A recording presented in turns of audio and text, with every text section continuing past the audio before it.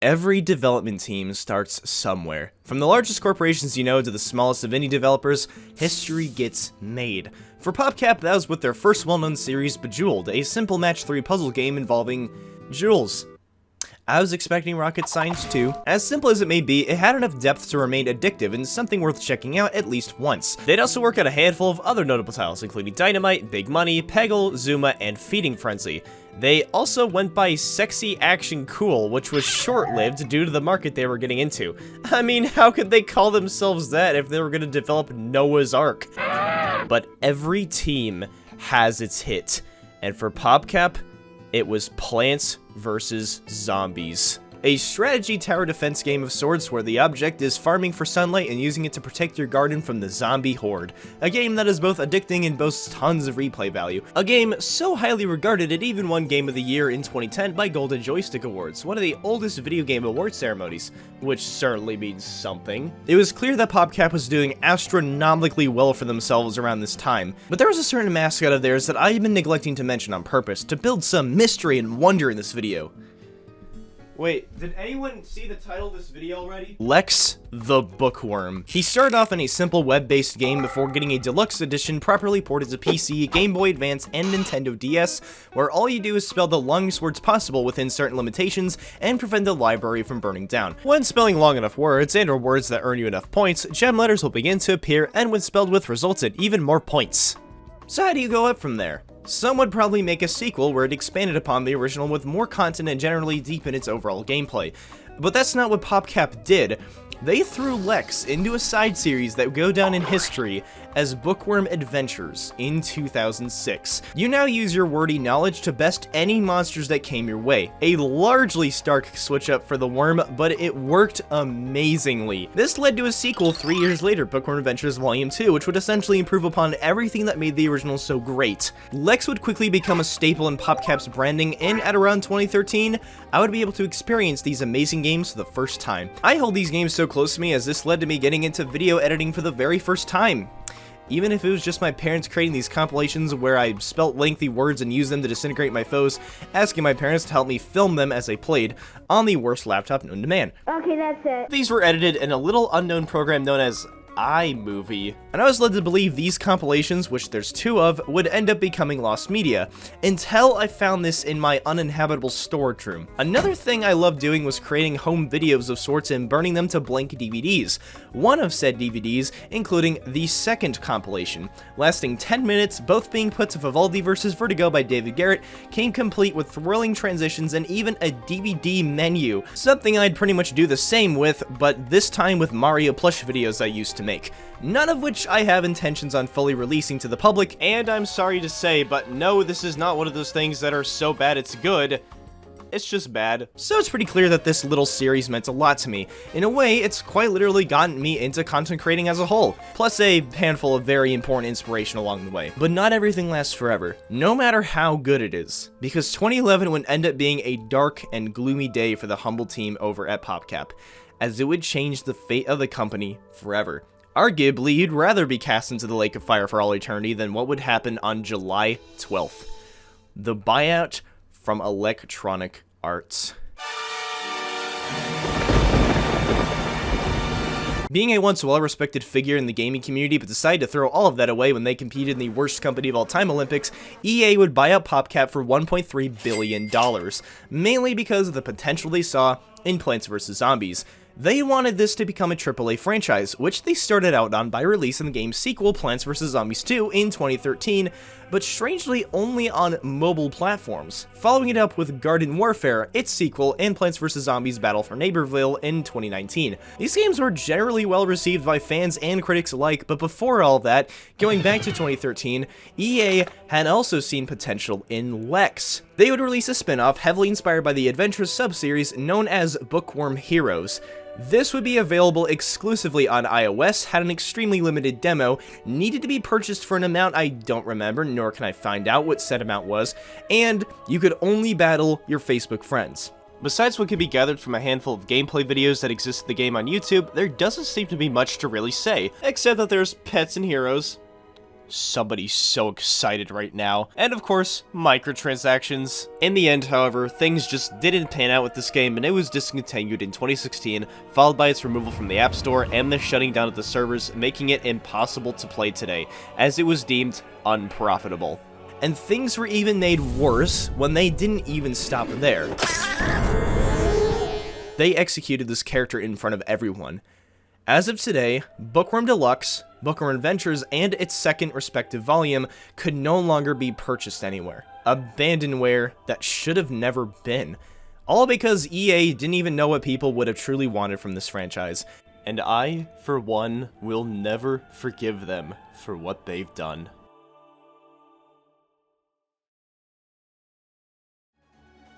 But today, it's time that I properly bring attention towards the worm. The worm that has properly thrown me into the video creating sphere that I still squabble until this very day. The worm that might just have changed my life. That day is that very day!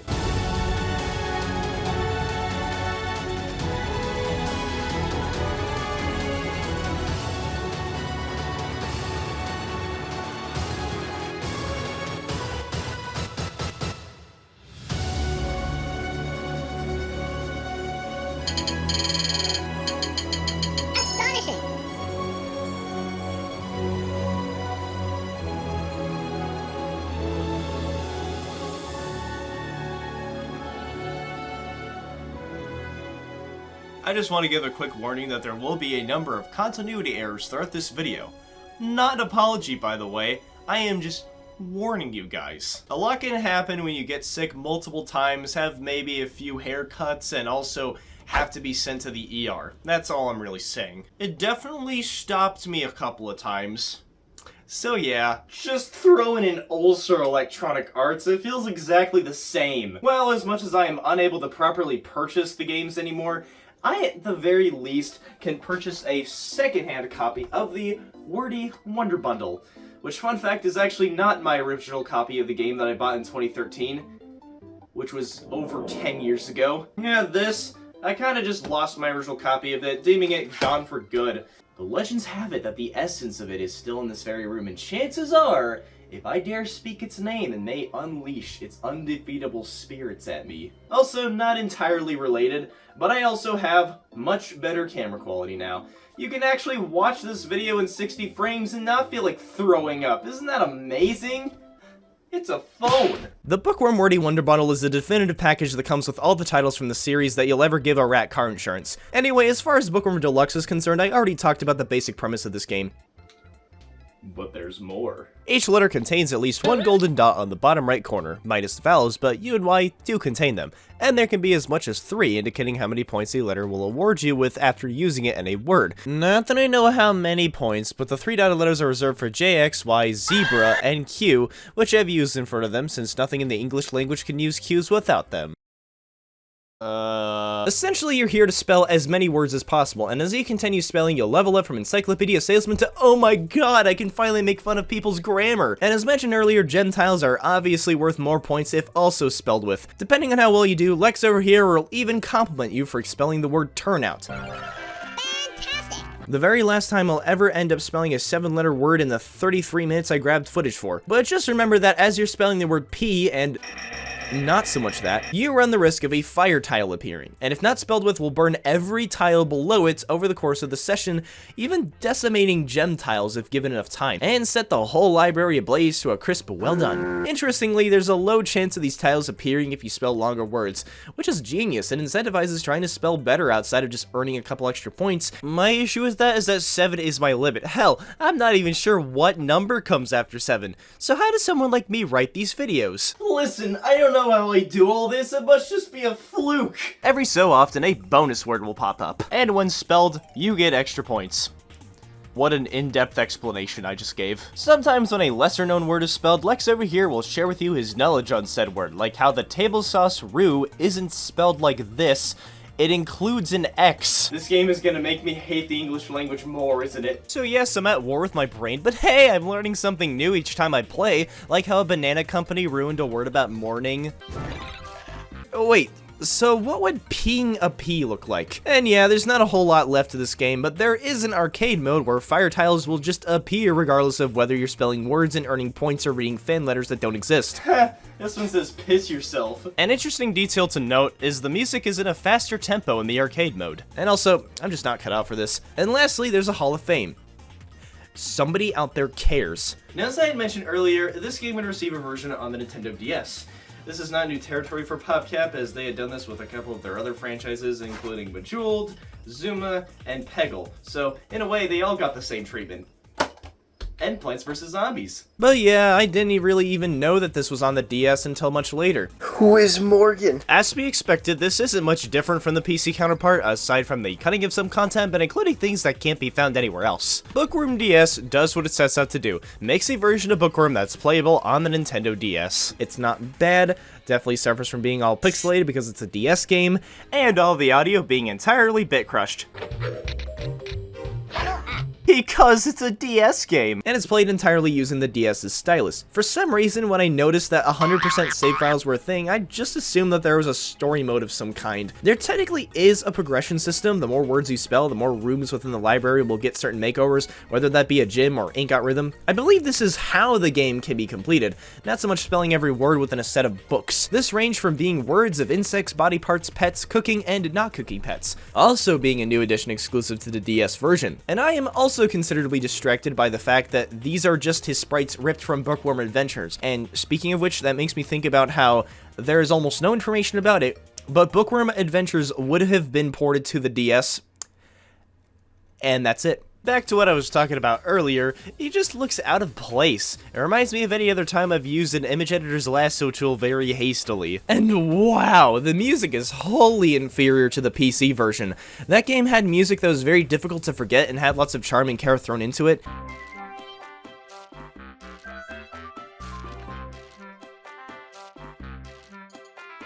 And the DS version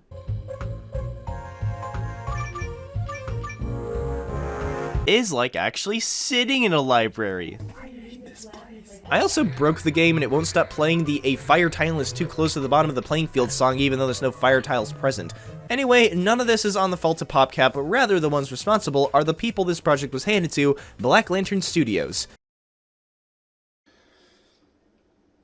They got this. Now, what about the Game Boy Advance version? It is by far the most watered down version of Bookworm. But in all fairness, this version released all the way back when the original did, and it's also good. They even actually bother not replacing the music.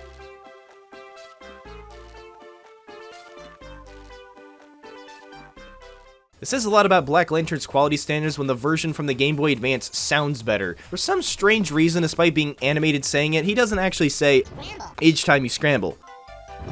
Maybe this is a limitation with the system's sound chip or something? I couldn't tell you. That's pretty much it. I can play this with a GameCube controller on a hacked Wii on a CRT if I wanted to. Also, I finally spelled a bonus word. And it felt very good. But I can tell by the way you're looking at me that that's not why you're here, and that is because I'm in your drawer.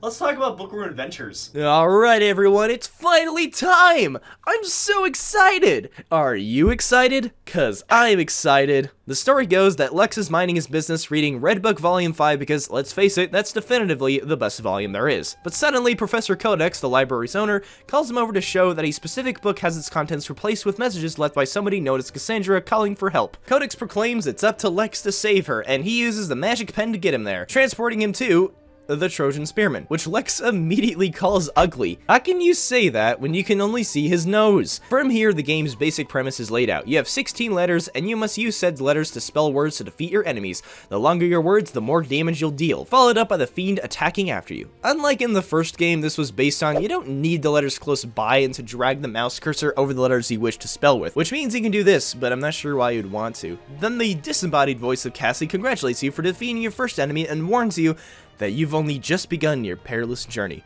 Very good. Oh, come on, that should have killed him. I'm Alexander. I'm famous. Famous for being the guy that was slain by a green slug. Another negatively toned word later, and we make it to the boss. Cassandra warns us of a secondary attack he has, the Flaming Arrow, which will set you on fire, leading you to take some damage every turn until it wears off. But conveniently for me, I beat him in 2 turns, and when he dies, he gets impaled by his own sword. Every time a boss is defeated, you are rewarded a new treasure, which has its perks like this one that boosts attack power when using the letters X, Y, and Z. And trust me, it too makes me go wowazow. If it ain't super clear, this book is all about Greek mythology, and here it's called Oedipus Lex, which is a reference to... Oh! So the Oedipus complex is where a child unconsciously gains sexual attraction to their parents, specifically of the opposite sex, and wish to exclude the other parent of the opposite sex. What does this have to do with Bookworm Adventures? The actual term is actually based on something that happened in Greek mythology, and I'm pretty sure the developers just decided that they would throw this in because it says Lex. But if there is another reason, please, I'm begging you, do the research for me. Chapter 2, Island of Cyclops. A curtain now opens, revealing the treasure you have equipped and that you have room for 2 more. Wait! I saw somebody in a YouTube video do this once. If I just remember correctly, ta-da! Oh, it's just as satisfactory to pull off as it was all those years ago. This is a monster? Yes. Our next opponent is what is conventionally considered a monster while sporting dialogue that sounds like how I communicate to my Discord peers while not working on any videos. What's now been assigned to me is an experience bar. That increases for the more enemies I slay. I suppose it's better they introduce this now rather than in Chapter 5. For each level up, a certain stat will increase, that being health, attack power, and defense, in that order. Where are you, you ask? Well... I hereby declare this joke as bad! Oh, gee, look at this guy. He means business. As you can see, he's got the horns and a club. I don't think I could possibly defeat him in my current form, Canteen. But perhaps Polyphemus will pose as a more formidable foe. He sports a new attack that causes a smashed tile to appear. It'll be in this state for a few turns, but if used, it significantly decreases your attack powers. So yeah, don't use it. Is he trying to use a bunch of big words to intimidate me? That is just... Nevertheless, dualistic bourgeoisie can partake at this enterprise. Like nobody cares, bruh, just fight me, damn it. And I win. Obviously, and I'm granted the Golden Fleece, which assigns me an extra heart of health. Without leveling up, Polyphemus might have bested you. No. She explains what I just explained, and then Lex just says he likes being damaged. Cass tells him that damage is in fact bad. I learned that the hard way. I thought that was supposed to be good for me! But then he just says that he likes cabbage, not damage. Even as a small child, this joke never landed for me. Wandering Rocks. Well, there they go. From this point onward, you can now see what kind of attacks your enemy can deal, including a new attack type known as Stun. When stunned, you lose a turn, as it gives your local sea serpent the opportunity to utter such iconic one-liners like... A strategy I would pick up a long time ago and is still as relevant as ever is figuring out that you can spell a long word but just need a few more letters. And what I would do is click on all the letters that I currently have, assess what I still need, and then attack with the letters that remain. Considering this is extremely luck-based, you'll either end up with the most satisfying elimination or have a full-on meltdown. You might eventually get there, though. And I do this a lot through my playthrough. Ah! I'm saving the rest for later. The point is that I'm just kind of upset because the game won't look nearly as fun as I make it out to be.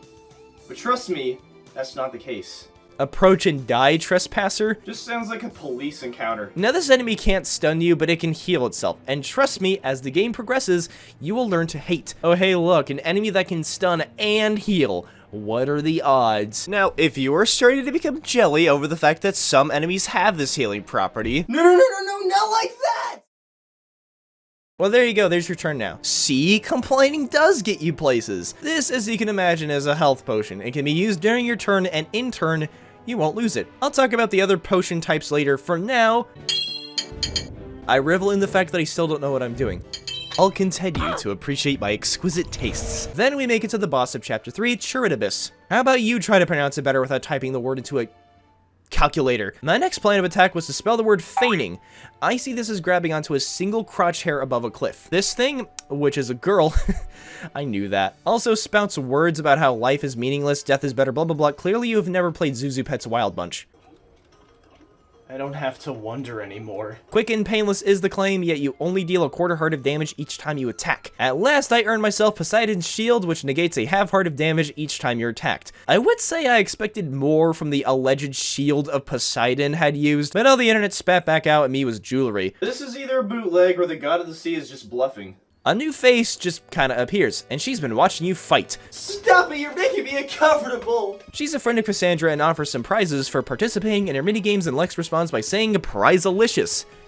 Don't eat the prizes. In this minigame, you spell as many words as possible within a minute using the letters of a relatively lengthy word, this being the closest I'll get to spelling the word penis. Cutting it somewhat close, like circumcision, I managed to spell the 30 words needed to earn myself 6 health potions. Holy socks, I can't spell anything with these letters. Stop being so quotable, you grub. Also, I don't think it's a stretch to say that you can in fact spell with these, specifically Quijins.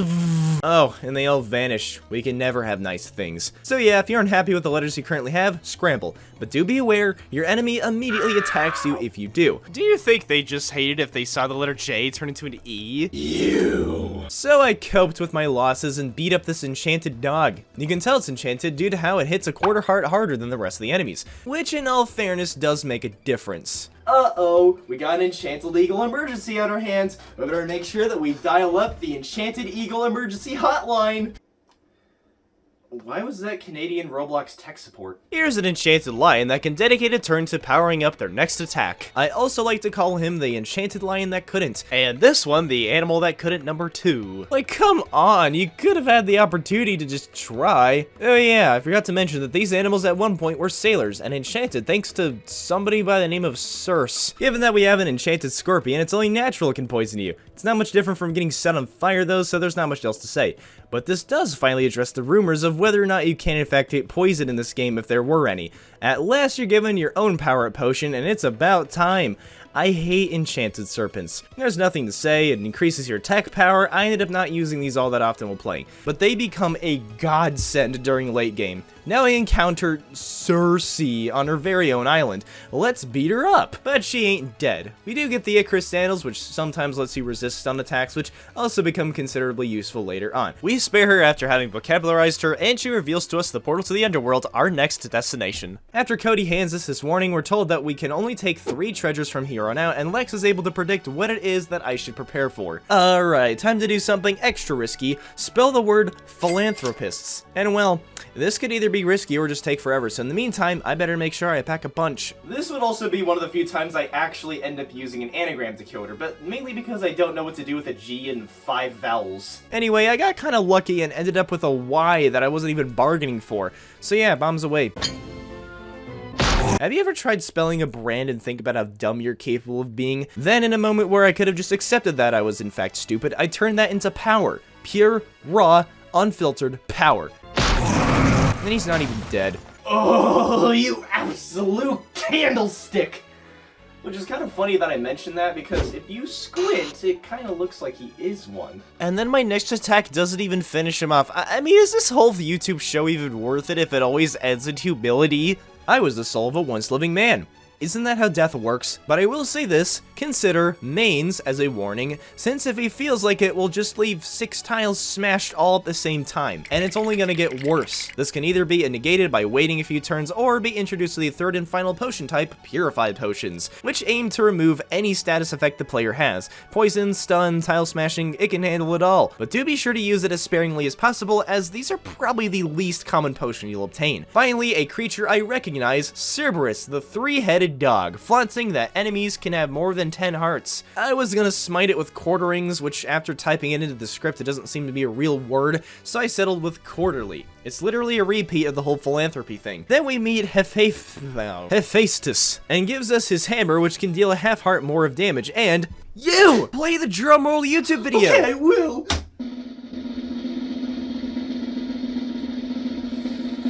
gem tiles. And this is pretty much when the real game begins. There's 7 in total. Amethyst, which inflicts poison for a few turns, Emerald, which heals you, the Garnet, which weakens the enemy for a few turns, Sapphire, which freezes the enemy for a turn, Ruby, which burdens the enemy for a few turns, Crystal, which purifies you and protects you from all forms of damage for a turn, and finally, the Diamond, which fully heals and purifies you and gives you one of every potion type. These can only appear if you spell long enough words. In fact, a diamond can only appear in-game if you spell a word that's up to 11 letters long. In conjunction to all this, these gems can also increase your attack power overall significantly, which can turn Lex into an actual powerhouse of terror, and is also essential to having a real upper hand late game. I'm also not sure why this guy is calling me puny when I've been able to withstand lightning strikes, mauls from lions, scorpion stings, shrieks likely capable of challenging whether or not you can still hear, and getting impaled, but so what? I suppose all of that makes me puny, doesn't it, Hepatitis B? Don't tarnish the positive outlook I have on gods, Mr. Cigars, or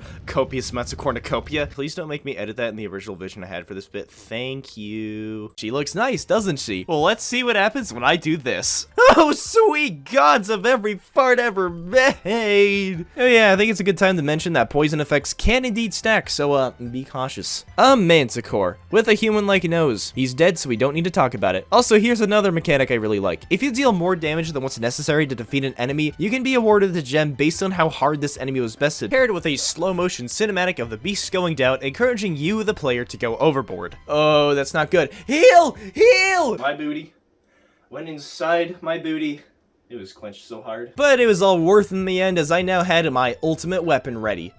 Not that. Hey, Minotaur, hope the family's been treating you well. Now take this! I feel cheated. Whatever, at least I can no longer be stunned while pretending I can wear these. This actually replaces the treasure I've already had, the Icarus sandals, with something much better, and this won't be the first time a pre-existing treasure will get upgraded. Now the next chapter involves a marathon. Each time an enemy is defeated, you get fully healed and purified.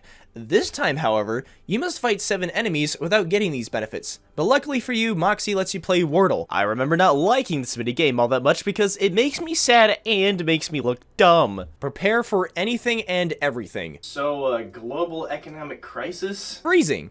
Yeah, guess what I can do too. A tile effect I think is aggravating and I don't like is tile lock, especially when it lasts more turns than it probably should. Anyway, I beat up the Hydra the way you're not supposed to and got another upgrade I don't care for. Codex tells Lex that he's willing to pull him from the book because he simply can't stand seeing him in such danger. But after slaying the Hydra, he's filled with endless determination and refuses to let Cassandra remain unsaved. And that was coming from someone who was rethinking all this during said fight. If found, please return to Artemis. Oops. I'll just have to get another one. The Aramanthian boar. Gotta love the spring in its step.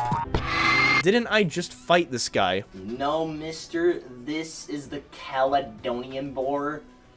Not this guy. Given your vast, near limitless knowledge, I thought you would know that. Up next is the introduction to word weaknesses, like the Bronze Stymphalian, which takes more damage if metal words are spelled.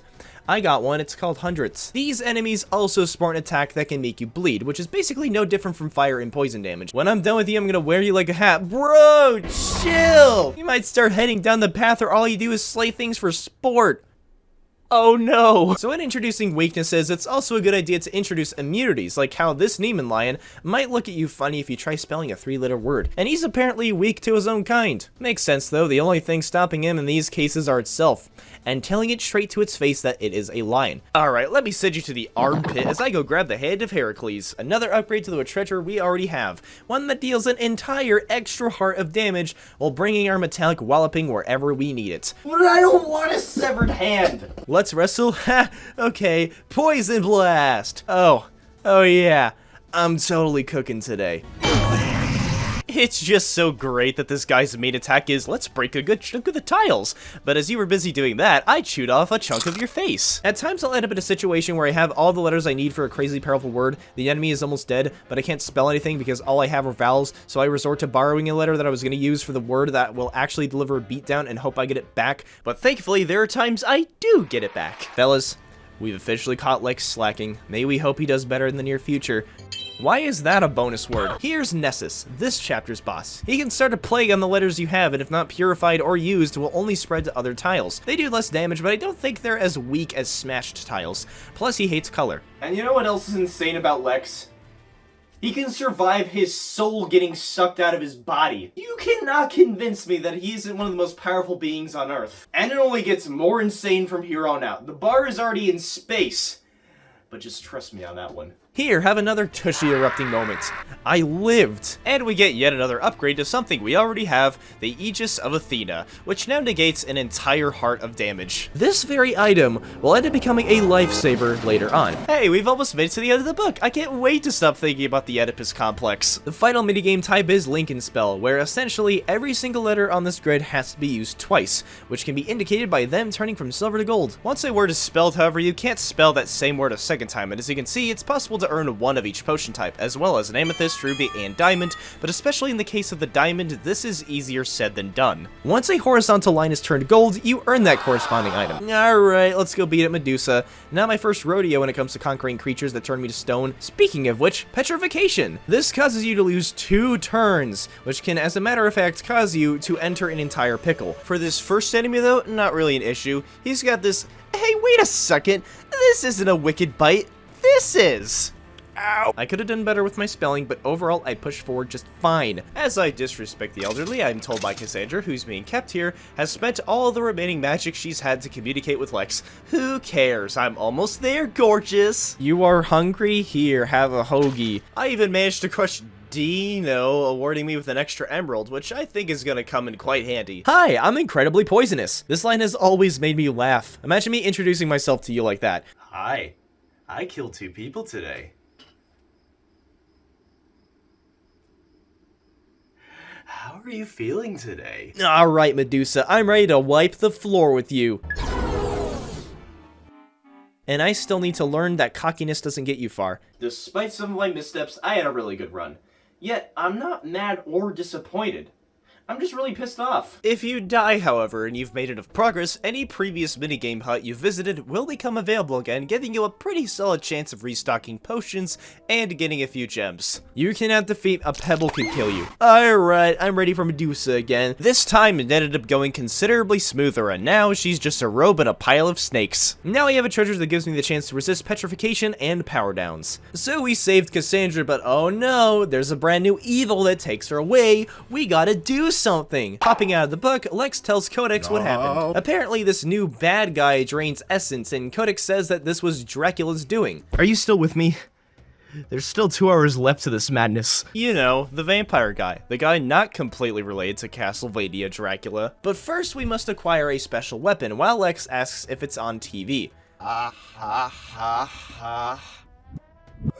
But it is in fact located in a different book. I will tell you a story. One day, a young knight came from a distant land seeking answers. Yes, the voices are here. His first steps would lead him through the great city of Alexandria and into the world of brigands, thieves, and those of untrustworthy character. Oh yeah, he absolutely knows where the weapon of limitless power lies. And in case we just forgot, he is a cutthroat. Can I ask you a question without you attacking me? Well, of course. I believe conversation can always be engaged, even with those that are of the most nefarious. So, please be my guest.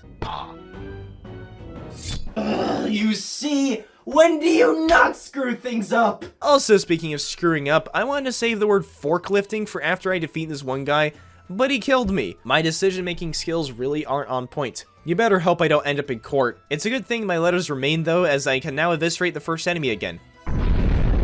Side note, skimming through this footage is slightly painful due to the 2 instances that I could have spelled much better words in certain situations, like how I could have worked towards spelling acquisitions here, and I could have spelled starvations here. And yeah, you'd be right. As dumb as I feel looking back, I think that only adds to the insane replayability these games have, that desire to do even better than the last, filling up the Hall of Fame with the lengthiest of words, assuming luck is on your side, of course. But I do think it would be a better idea until after I finish talking about this entry to talk about all of my positive sentiments. Yeah, get him! Ooh, right in the face! But also speaking of faces, Alex over here is kind of a fast blinker. It's either because of an eyelash or he's competing with New Super Mario Bros. Wii Mario. Wait, I don't want to think about Lex having eyelashes. The boss of the chapter of our new book is a mysterious assassin, which I'll probably never be able to stop coming from someone who hasn't checked their health in a while. I wasn't able to finish her off properly, but the first guy I see better watch out. Except he doesn't count. Maladin tells us that Cassandra is being held captive by numerous amounts of thieves, and he knows the password to get in. Lex, Baba, and the 14 thieves. Well, that's wonderful. We don't want all 40 dying now, do we? Maladin tells us to defeat these thieves while he secures the treasure. It's been about 40 seconds and his true colors are already showing. This right here is one of the core reasons the Aegis of Athena is such a good treasure. He couldn't even stab me. 2 thieves? Impossible. Not anymore, man. Have you ever seen federal prison? Yeah, it seems kind of excessive that 2 of their attacks lead to tile smashes, but it's a good thing that I saved up roundhouses for this one. Fat guy and thin guy, huh? Yeah, that would appear to be the case. This guy looks like he's about to rupture, but whoa, that ain't stopping him from pulling this move off. The dogs are thieves. Yeah, have you ever been to federal prison? Next is time we finish off the last 3 thieves, and boy oh boy, I got a grand old word on the back burner that's about ready, and I sure hope it's not that hard to get myself another G. And of course, I claim yet another victory. The jeweled key we got is pretty cool, by the way, as it makes gems appear more often. We see Maladin at the end, and yeah, he was trying to get us killed. I can read through your plans like a children's book. Then he explains that Cassandra is being held at a cursed tomb. It's too early for this man, look at how much progress we still need to make. And so it was that the young knight entered the cursed tomb alone, fooled by the Maladin's devious schemes. You should work on not being naive. But Maladin had already closed the door, leaving Lex trapped with 1,000-year-old beings roused from their slumber. Oh, relax, you Scorpion. It's just very taboo room service. By the way, you should know that your rent is way overdue. And you know what's fun about the mummified hound is how even with the Medusa bust, you don't always have a chance at resisting petrification. And this can lead to it using its primary attack twice in a row, which can more than cut your health in half. Wonderful. Oh yeah, bone-themed words are these guys' weakness. That's actually quite handy. Okay, I'm not sure how to tell you this, but that's the wrong kind of plate. Ugh! How do you expect me to put this back into him? What the hell was that all about? Oh, come on, this guy can stun and petrify? That's kinda overkill. Our next boss on our adventure is Pharaoh of Old. Already sporting the max health in the game, is also sporting no legs. That was supposed to kill you. Even he knows of Lex's incredible power. So you've been working on this attack for 20 generations, well, all it is just... You see, I worked really hard on this badge for you. It's the You're Nothing Special So Get Lost Bucko badge. I thought you'd love it! Exiting the mouth of the tomb, a mysterious wind took the night over the hot dunes to the place where a still figure waited. It's time to win, is what I would be saying if it wasn't Word Master. I simultaneously feel very dumb and feel like a genius. Before him was the Sphinx's challenge of riddles. To each riddle, he had to find the answers quickly in succession, lest he fail and be consumed by the sands of the desert. Followed by Lex making a joke about desserts, like, should I pelt this guy? The brave knight jested, but no one laughed. The Sphinx calmly uttered its first riddle. But not before that. Sometimes blue, sometimes weeping, sometimes twinkle, sometimes beaming. Never indoors, but yet the ceiling. What am I? That one's kinda easy. The sky. I face my brother, he faces me. At our sides, 2 more I see. Together we make room for 3. What am I? Glee? The only real loss is that I don't actually have a joke for that. Made of 10, but 2 are we. 5 apart and we are weak. 5 together, havoc wreck. What am I? Meat? Oh, come on. It's like an army forming to take down a larger threat. But no, how could that make any sense? Despised I am by knave and liar, after me the wise inquire, I rise above all death and fire, what am I? Hair. Trust me, I know a guy or 2 that just hate hair. Shapeless I take shape, unguarded I escape, death in excess, death without stake, what am I? Oh, this time it's gotta be hair. It's just so hard to comprehend. You know that, right? Overall, it doesn't matter if you blow at solving riddles or not. You can just defeat this goldfish for a tail beast like any other foe in the game. After which you're given a man. Excuse me? And the Sphinx Lantern. This here is Sinbad the Sailor, and he wants Lex to join his crew. Sinbad and the young knight took to sea, where they were soon beset by pirates. Oh no, we're in danger. Either they boarded the wrong ship or it got taken over. Time to do what I do best. Killing people with words. Ow! That was more than just a word. Here's a new move that I don't like, and it makes me very sad. It's gem pilfering. Oh, there it is! The awesome word again! The hand looks like a banana peel, which is the perfect visualization for how I feel whenever my attempts at feeling smart are invalidated. You're gonna blow me away, huh? Well, your name isn't the big bad bowling ball.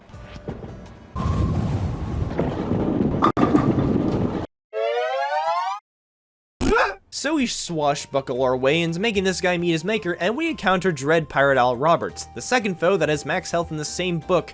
This is just something I'll have to get used to. I worked hard to get this far. Yeah, man, me too. I kept getting the wrong music disc. Side note, and you lose a turn. Not only did he end up being pretty easy overall, his death animation features his head getting blown off by his own cannon. How does he do it? Awarded to you is probably my personal favorite treasure in the entire game, the Wooden Parrot, which turns all our tiles gold, thereby doubling their attack power. Which, as you can imagine, has insane potential. We meet back up with Sinbad, and naturally the ship starts to sink. Yeah, naturally. I said it. Why did I ever set sail with you in the first place? Where else were they supposed to go? Space? Washed ashore the travelers were, to a strange island where the very ground trembled. The Island of Immensity. Lovely. I'm just gonna admit that I do think it would be funnier to just act like Lex genuinely doesn't know what certain animals are. But something's not adding up. What happened between the first game and this one that I've just not been picking up on? I figured it out! He's been inhaling the stupid powder! Can you tell why I love this item so much? Oh hey, check it out, we're gonna kill someone's kid. Let's just hope its parents don't have some kind of way of finding out. Nobody's gonna believe this, huh? Yes, Lex, if you kill it, then Les will believe you. I really just have to stop and ask, why are we doing all this? We're just collaboratively being textbook definitions of troglodytes out here. I don't get it! Now, I was about to die here, but all I really had to do was quiver in fear. And uh-oh, it looks like the Mama Rock did in fact find out. Look at this 2006 budget title crust. I love it. And then I just beat her in 3 words. What is happening to me? Yet another enemy at max health, should I add? Whatever, just give me my endless gem pouch, which makes them appear more frequently, not endlessly. Oh, of course the Papa Rock awakens, but the devs are just a tad bit too scared to show him, let alone swooping down and grabbing them. What a Sinbad situation to be in. 40 nights the Papa Rock flew with Lex grasped in its talons to the deepest desert. Well, hot golly, I bet none of those nights were spent winking. There it dropped the young knight, and enveloped in mirage, he saw things most strange. Didn't I fight you 10 years ago? Well, no, that's just how long these videos take to make. It's the Mirage chapter. Lex is high without even getting high, which I can do by not having a sleep schedule. Not too sure about whether I'll be slain or not, huh? I'll tell you in the next few seconds. Yeah, I shouldn't have to say it. You stole my skin? I would never. Gotta love that you can also follow this up by freezing and burning the enemy at the same time, just to add to the absurdity of all this. Wow, those cacti had something in them. Wow. You know, I could really ride a unicycle, you know what I'm saying? Down the throat of Michael Jordan, preferably. Wait, I just got some news. Am I the Emperor of Scandinavia? Oh right, we're being attacked. Of course, no Mirage chapter is complete without a goat named Filbert. Every enemy we've fought up to this point are also weak against words of fruit and vegetables, so I think it's safe to assume that Filbert eats flesh. Oh, and of course he only has 1 attack. No, this is great! It's exactly what I needed! And the grand finale, the way a grand finale should be done, Evil Lex is the boss. Oh, sorry, I mean Mirage Zell, which could be an evil hair gel. Robo the Unseen. The potential to avoid fire and poison is always appreciated. Lex talks about fighting things like cash registers to the professor, and is then encouraged by said professor to keep pushing forward as he inches so ever closer to the weapon of ultimate destruction. Also, I said inch because inchworm. Let's keep playing! Crazy Murray's Bizarre Bazaar, here I come. So unshockingly, Murray, who of course is Maladin, betrays you and sends his flying creatures at you. Oh, why is he doing all this? Does he just not like me? I thought I finished the Mirage level. Dude, I can assure you that these are 100% real. You should come by the Flying Animal and Armor Pieces Preserve, as I can assure you that there's no place quite like it. Here's the Flying Wolf. Not much to really point out except... Wow. Nice. I sure made a lot of these types of visual gags throughout this video, huh? Let's go ahead and switch it up a little bit by acknowledging the man right behind me. the flying pig. He's probably someone's pet, and he just dealt an unnecessary amount of damage on his first turn. Alright, time to work towards the word juxtaposition. Will this kill me? Yes, this will kill me. Well, what do you know, things aren't going poorly. But let's take a step back first. Flying armor, anyone? And there I was, whisper shouting at myself from late at night to just spell the word stare. You have no reason not to. The R really is handier than you take for granted, but alas, you are just a fool. That was a bit close for comfort. A B! The letter B, I've made it! Take this! Too bad his bones didn't scatter across the ground. As anyone under Lex's control would plead, Maladin begs for mercy while letting him take whatever he'd like. Lex chooses the magic lamp, which apparently is a bad idea, but I'll be honest, swimming in my prowess, I forgot what this thing did, so it probably doesn't matter. So the knight foolishly believed he could rub the lamp and wish his way to the weapon of great power. Why yes, Sherlock, because he doesn't have arms! A new variety of danger would soon be his to face. Anyway, I almost had that. Okay, now I'm ready. Oh, the lamp boosts potion effects, that's kinda neat. Can't forget my best friend, the wooden parrot. And speaking of the lamp, we're inside it. Not shocking considering everything else that happened up to this point. And now enemies are gonna be armored from here on out. You can figure out what that means for us. Probably not much. I don't even know what this means, but man, I feel pretty hard to beat. You shouldn't listen to this guy. Hey Jin, are you room service? I made a couple of messes in room 205. You know what? I'm not feeling so good. I'm in the mood to spell biodegradable. Honestly, I find it really funny that whenever I power an enemy down and they attack me, they just do no damage. Ah, crap, he fully healed himself. Ow. Oh yeah, speaking of which, him healing also deals damage. What did I do? So yeah, this is pretty much the exact point that I should give up, let myself get killed and try again. I am still destined to biodegrade something, however, don't you worry. Also, can your favorite superhero's soul leave their lifeless body as he utters one final line? You know, in theory, you could just keep dying and killing the same enemy until you level all the way up, becoming what many would call one of those Toontown Ubers, but that's dumb. Okay, I think that's good. And we meet again, Afrit Treen. I purged him with 2 words, followed by my fumbling with the next foe, but finished it off strong, and Jin, well, let's just say my cockiness took over once again because I thought this would finish off an armored enemy. Stop it, me! It's nice getting myself a break by encountering an enemy that can't heal. And here's the final boss of this chapter, Shaitan. And I don't think he wants to just kill his master, but snort the ashes. And my god! These attacks! A heal that powers up himself while powering you down, a tile smash that burns you, an attack that makes you bleed, and another that stuns you while also making you bleed, and to top it all off, being fire resistant. Oh no, I don't think I can do it. I suppose stockpiling power potions can be used like that too. And here it is, the Tablet of Ages. Color words equals more attack power and the ability to heal. Handy as hell, but I'm not really the risk-reward type. I'm just more comfortable using that 3rd treasure slot for another treasure that operates everywhere. So yeah, not the risk-reward type. Who am I kidding? My non-existent dating life is already hard enough as it is. The great knight had learned a lesson of trickeries and deceit, and that there was no way to simply wish his troubles away. And at last, the lamp honored his wish, teleporting him to a great palace. Alright, palace time. Appropriately named the Palace of Palacing. Me, hypnotize me. You could even use a little help. Oh yeah, of course we end up with an enemy that can change letters into ones that are more difficult to spell with. What enjoyment! I don't know much else to say. Oh yeah, that's a health bar. By my bow, this ends here. Even though your arm looks like it wants to end itself. It looks like a friggin' bone is gonna escape your elbow. I sure love suffering from the holy trinity of pain. This is funnier because they can't even petrify. Hi, Mr. Necromancer. Oh, that's 3 poison effects on me. That's annoying. Oh boy, the final boss of this entire book, the Twisted Vizier. This is gonna suck until it didn't. Before I could even say anything about it, the crowd audio for some reason was incredibly loud. And it stayed this way for not just the rest of my play session, but throughout the rest of my time playing this game.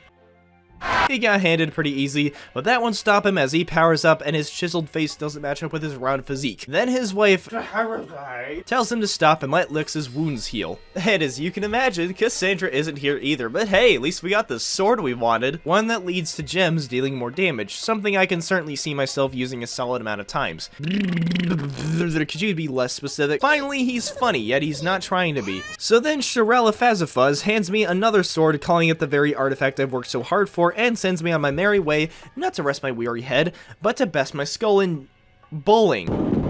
We arrive back at the library, and it just so happens that Codex is getting sucked into Dracula's castle.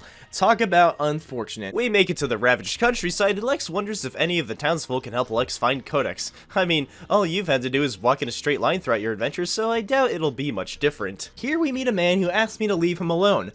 So I respond with brutality. Yeah, he's not gonna move out of your way after you not only provoke him, but proceed to beat said man until he's knocked out. And I'm the one doing this.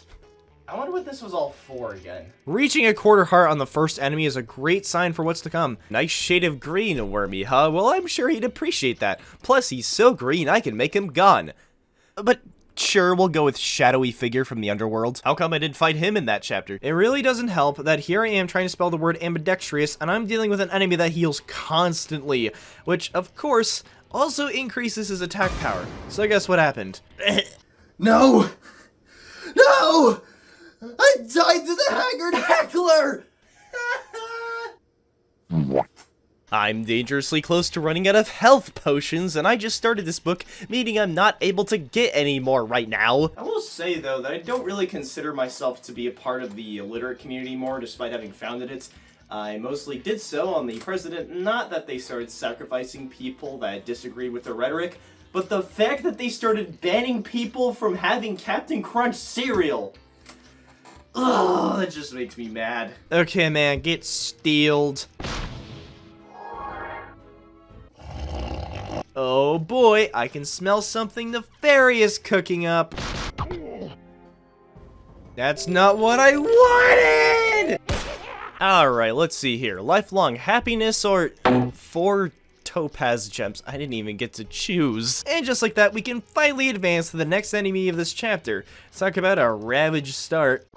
It's the fearful farmer's turn for a beatdown. Wow, this is going surprisingly well. Maybe I don't need those health potions as much as I thought I did. Perhaps my brain cell finally came home with the milk. Over here I have a pretty solid word I can use against the boss, so I chipped away at the hateful housemaid's health until she became the next top chef. On to the angry mob. Oh, how cute. The middleman took the time to make fan art of me. And down they go 6 words later. This has been a wildly inconsistent ride, let me tell you. Yeah, so even restarting the game didn't fix this. The Magistrate's map, which increases potion drop. This will most likely come in handy because once again, the people beg for the mercy of the worm who's being called a monster as they have their rights. Lix, of course, proclaims that he isn't such a monster. But you're also wrong. The magnifying glass tells us that there's a castle just over the hill that might interest our hero. And while it's not Dracula's castle because that would be too easy, and also the game forces us to go there, off we go through the highway to heck. They're just doing what they can to avoid that teen rating. Nice. Ugh. Oh great, this guy eats the gems. And he took the best one! I hope this guy gets the injection. Oh, and also, just because I wish to make it as clear as possible just how powerful Lex really is, he can survive a lung pierce.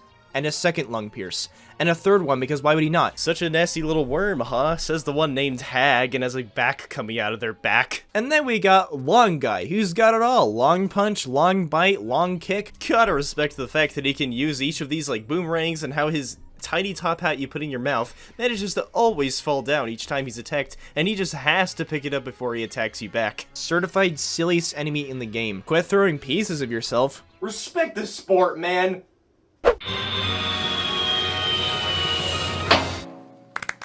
I did it. Leprosy is grossly misunderstood, huh? Well, how about you tell me one good thing about it? I made it up to the plagued pork, and I died because I insisted on trying to spell the word aforementioned, which is in fact a 14-letter word. A little ambitious, me. Still no minigame, but this is going terribly.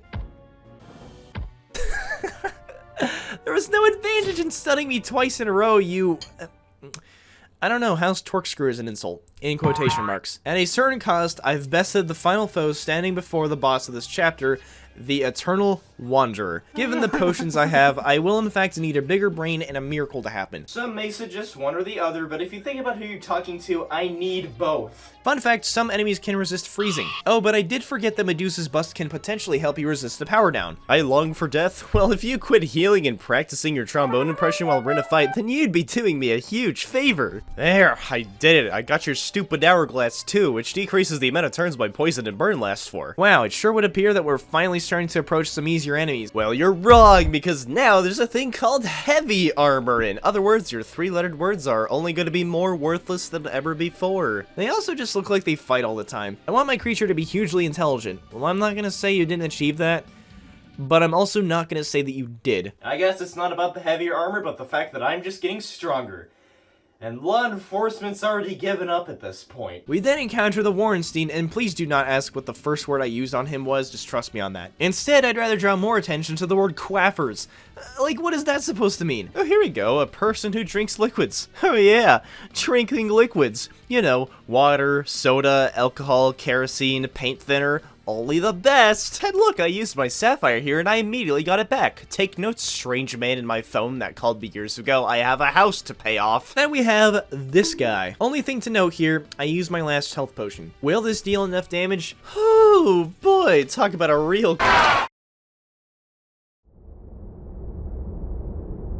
I won't be alive for much longer. Next up is literally whatever this is. The doc got a hold of an early prototype build of Spore. I like how I dealt only a quarter heart of damage, he immediately heals, and then he can't even manage to heal any of his health. Oh, what a goof. Wait, hold on, he said something. If it jiggles, it's fat. But that's not all that's in here. It also has the entire rest of the cow hydraulic pressed into this dainty little cup. Alright, Frankie Wanky, it's time to get romantic. This made me a bit nervous because I hadn't fought this boss in a long time, but I remember his healing move. His healing move that would literally have him recover 6 entire hearts of health, at least from what I remember. And not to mention that he would usually use this when he's halfway down, undoing so much of your work. And trust me, he would do this a lot. So yeah, here's my will. Just think about a snivel yellow for 1 second! Awesome! Is that what jailbreaking your brain feels like? Never liked the guy's noogies anyway. Ooh, the gargantuan girdle lets you resist tile smash and lock. And I probably won't even use it. I question what my very philosophies are. The professor looks like he was shoved down a very narrow pipe and traveled through the 7 seas, but he makes a solid point. That's all on our minds. Some days, weeks, months, years, we learn nothing new! That Lex could have just asked before willy-nilly smashing up the place. Either way, we end up making our way over to a forest simply known as The Haunt, followed by me struggling considerably with the stupid Wordle game that should chug gasoline. Don't look at me! I think what sucks most about that is that I feel like I could have actually won that. Astonishing! The irony in how failures really do let you progress through life sometimes. Unless you're in space, then you might not make it. Awesome shoulder tufts, you say? Let's see how flammable they are. 2 enemies down, and I've gotta say, I'm on quite the roll.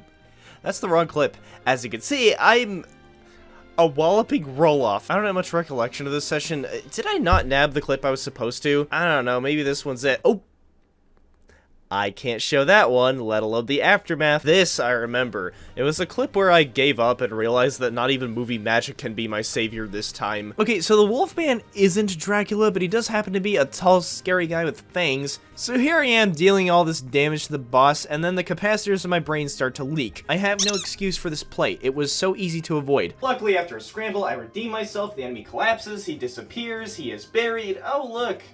There he is. So he thanks you for beating the living curse right out of him, and he's then asked if he knows where Dracula might be. He doesn't know, but he guesses he could be in a quagmire of sorts, since one of Lex's descriptors is essence draining. Sorry, I've been a wolf, people don't tell you things. Fair point. I mean, I'm not even gonna argue. Have you ever been a wolf? It doesn't seem all sunshine and rainbows to me. But then again, neither is being a person. And I mean, I still have to pay for food, a living space, and health care, and... Cast this transformation spell during a full moon. You'll first need hair from a canine. Then place the hair in your right hand. Alright, what do we got here? A bog serpent that has searing poison, crippling poison, has an infectious poison, and has poisonous blood, making him immune to poison-based attacks dealt by me. You know, it's kinda hard to say whether he's really poisonous or not. Either way, he was quite easy, and we next encounter your friendly neighborhood quag hag. Wait, how does only the singular form of guava count as a bonus word? What game, are you scared of another one? Let's see it walk into a grocery store. This girl may have an eye scratch attack, but I wear glasses, and I don't suppose she ever took that into consideration. I'm not a basilisk. Thank God, I didn't want to end up dead naming a bio beast by accident today. Speaking of dead, that only took a minute. And then we find the creature. Just, yeah, keeping it simple and straight to the point. I respect that. Now, he was so cake that instead of dying like Elijah would, I grabbed the lightning that struck him and parry it towards the beast's noggin. Frustrated over the fact that he's not Dracula, the creature does give insight on how he's seen the names of Cassandra and Professor Codex recently on tombstones. Insulting the gooper, he rushes over to the next chapter, the Graveyard of Lost Hopes. Definitely seems pretty on the nose for what's to come next. Throughout this whole chapter and the next, Lex looks considerably sad and even has a sped up idle animation, which just kinda looks like he's hyperventilating. He's so sad that even his glasses are bending, but don't worry, he becomes happy again for a few seconds whenever he pummels someone by huffing. Anyway, as for Mr. Grave Robber over here, I tried chipping away at his health as I had a short yet formidable word that I was saving for the next enemy, but that didn't quite work out. Gotta make sure you have an emergency plan intact. Listen, as important as it is, when my house burns down, I don't even have an emergency plan E. But oh well, let's just keep the pace going. Come on, ladies. Okay, so I really did not want to have to bring you into my office, but you're a gargoyle and you have an attack known as the face rake. I want you to imitate the sound that you think an attack like that would make.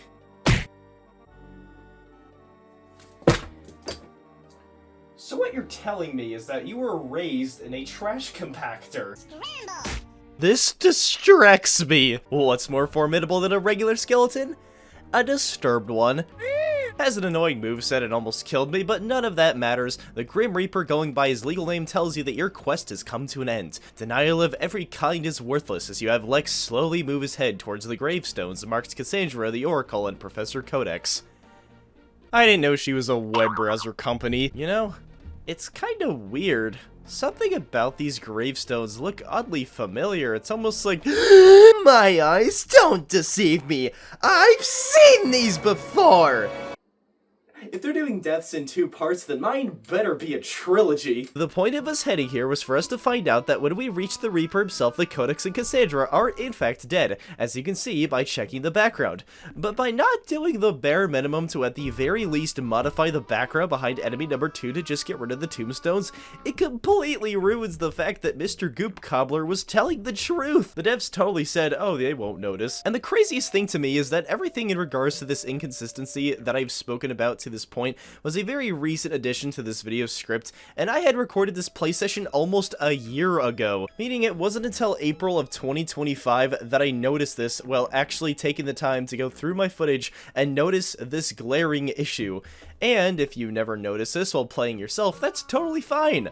But now it's not. So there he is, the Grim Reaper. He must have just really liked these, so he decided to make another set. I totally get the appeal, man. They're just so cheap! The death itself has heavy armor and can't be poisoned or burned, but I can still toss you into a very cold refrigerator.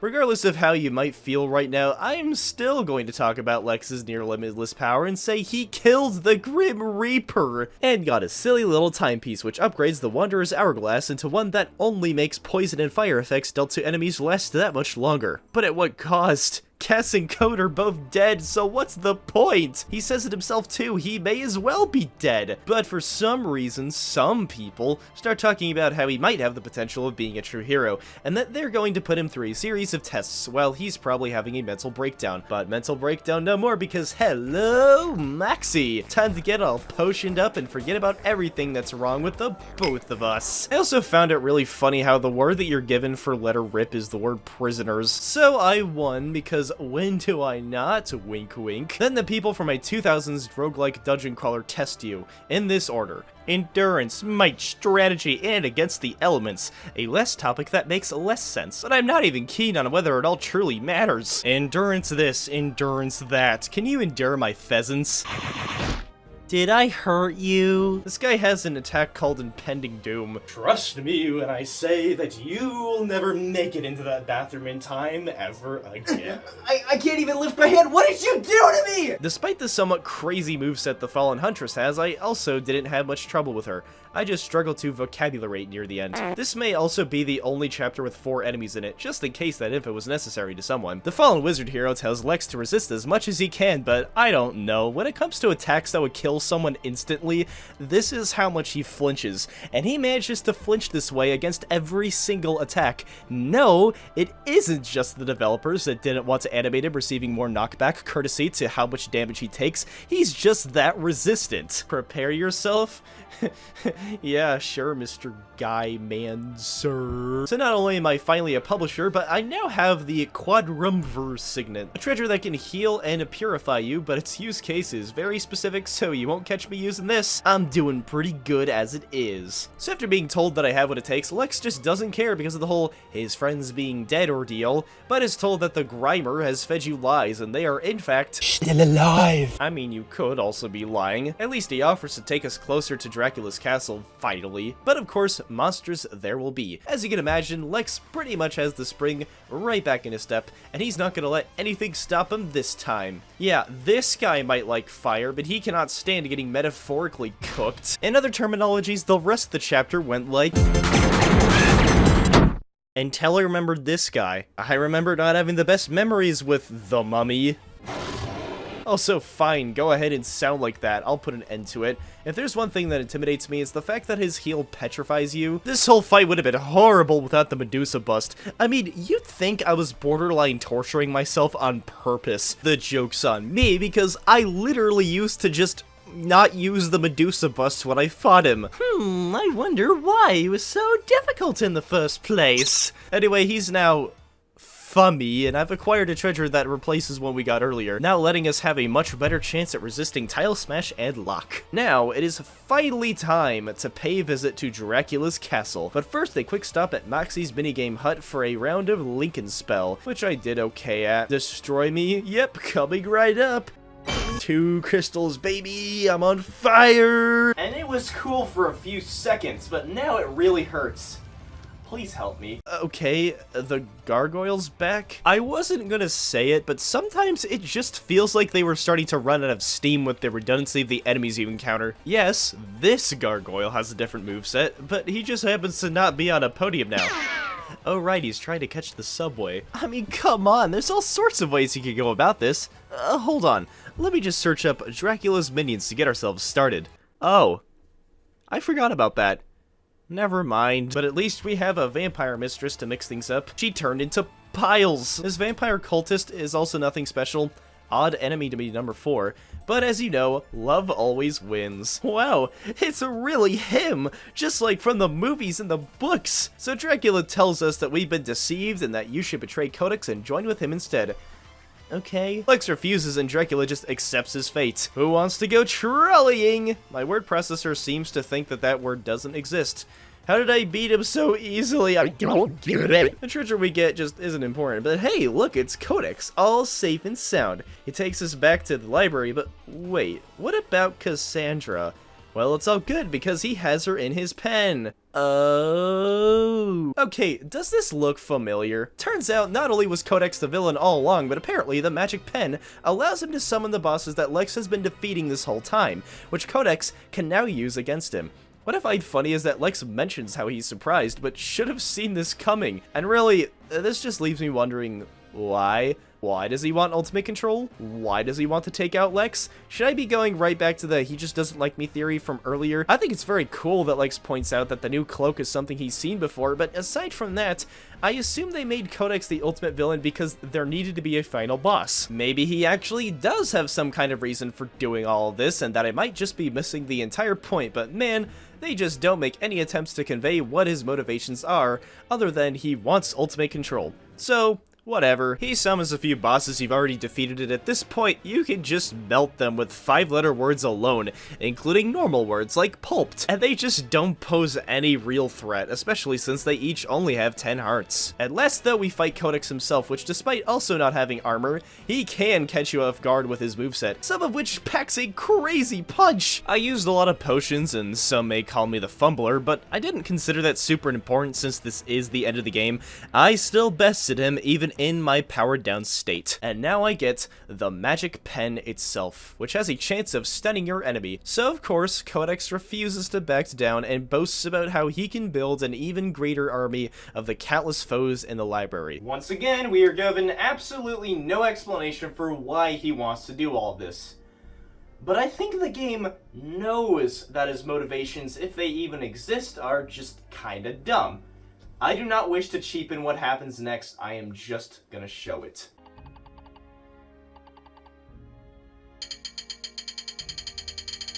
Autological!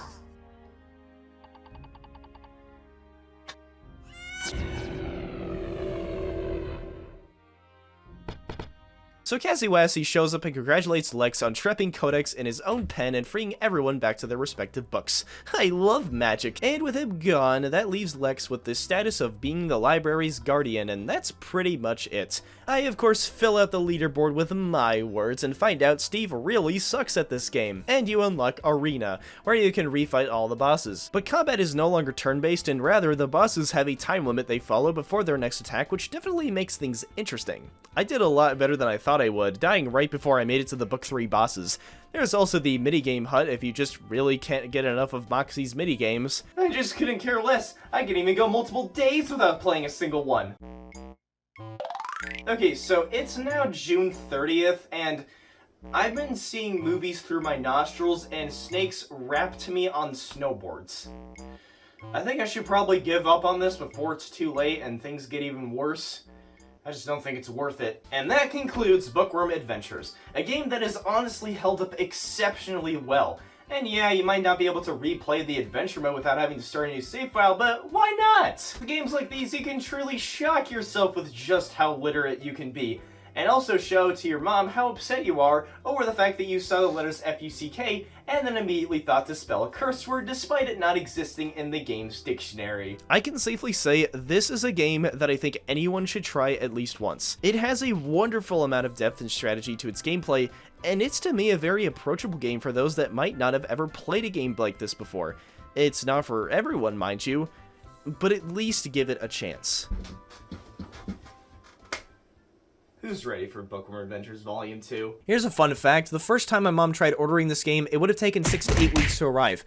I don't like the United Kingdom very much. You know, I could have sworn that there was background music during this opening sequence, but after checking a few other videos, I guess it was always like that. Lex, awakened by the sound of a ring-a-ling, eagerly hops out of bed for breakfast, but not before hitting the gym. To be completely honest, the first Bookworm Adventures, well, let's just say it's aged a fair bit, but its sequel looks gorgeous. It looks cleaner, more refined, things are more lively, the colors absolutely pop. Cap. And Lex over here is so adorable, he looks like he's gonna cry very soon. So we have our standard tutorial that condenses down what you've learned over the course of the first game's 5 chapters of its first book into one stage, teaching the player how to use letters, scrambling, utilize each potion type, and of course the gem tiles and its many uses. Hey everyone, it's me. Tape. Just like in the first game, you're rewarded a treasure after completing a chapter, or in this case, the prologue, and here we get the tasty breakfast, which basically doesn't do anything other than give Lex some sustenance because he hasn't had anything for the entirety of the first game. But come to mention it, he eats the letters you spell words with in the original Bookworm, yet it hasn't been made super clear if he's actually eating them, or if they just don't give him an eating animation in the Adventures games to speed things along. Who knows? He enjoys said breakfast, but not before he spots the big bad wolf chasing Mother Goose around, where they head into the book they came from with Lex hot on their tails, fractured fairy tales. First up is Hey Hey Diddle. We start things strong with... For a certain amount of time, I genuinely believed that this was a part of the original rhyme. Turns out it's less interesting than that, but it then makes me think about that one episode from Season 3 of Phineas and Ferb where the boys discovered this alleged lost version of the Hey Diddle Diddle nursery rhyme, and how it contains info about how cows on the moon jumping around can create the best tasting ice cream. You know, just throwing something in that doesn't make sense because it's funny. Hey Diddle Diddle, the cat and the fiddle, mom has become terminal. My favorite thing about this game is how you actually start out being able to use the gem subtitles right away. You just love to see it. Ba space cow, have you any wool? No sir, no sir, I'm a cow with space boots. Speaking of which, I love how the audio for the cow dying is cut off. And so we then fight the moon. Don't worry, the actual moon is probably fine. It's not like the sun finally swallowed it, but give it enough time. I sure miss when spelling the word meandering meant you would only deal 5.5 hearts of damage. Speaking of which, this boss introduces something a little different. Strong attacks. No, it doesn't help you find the wedding ring you dropped down a sewage pipe. I'll probably be caught off guard by that later. You guys make a great team.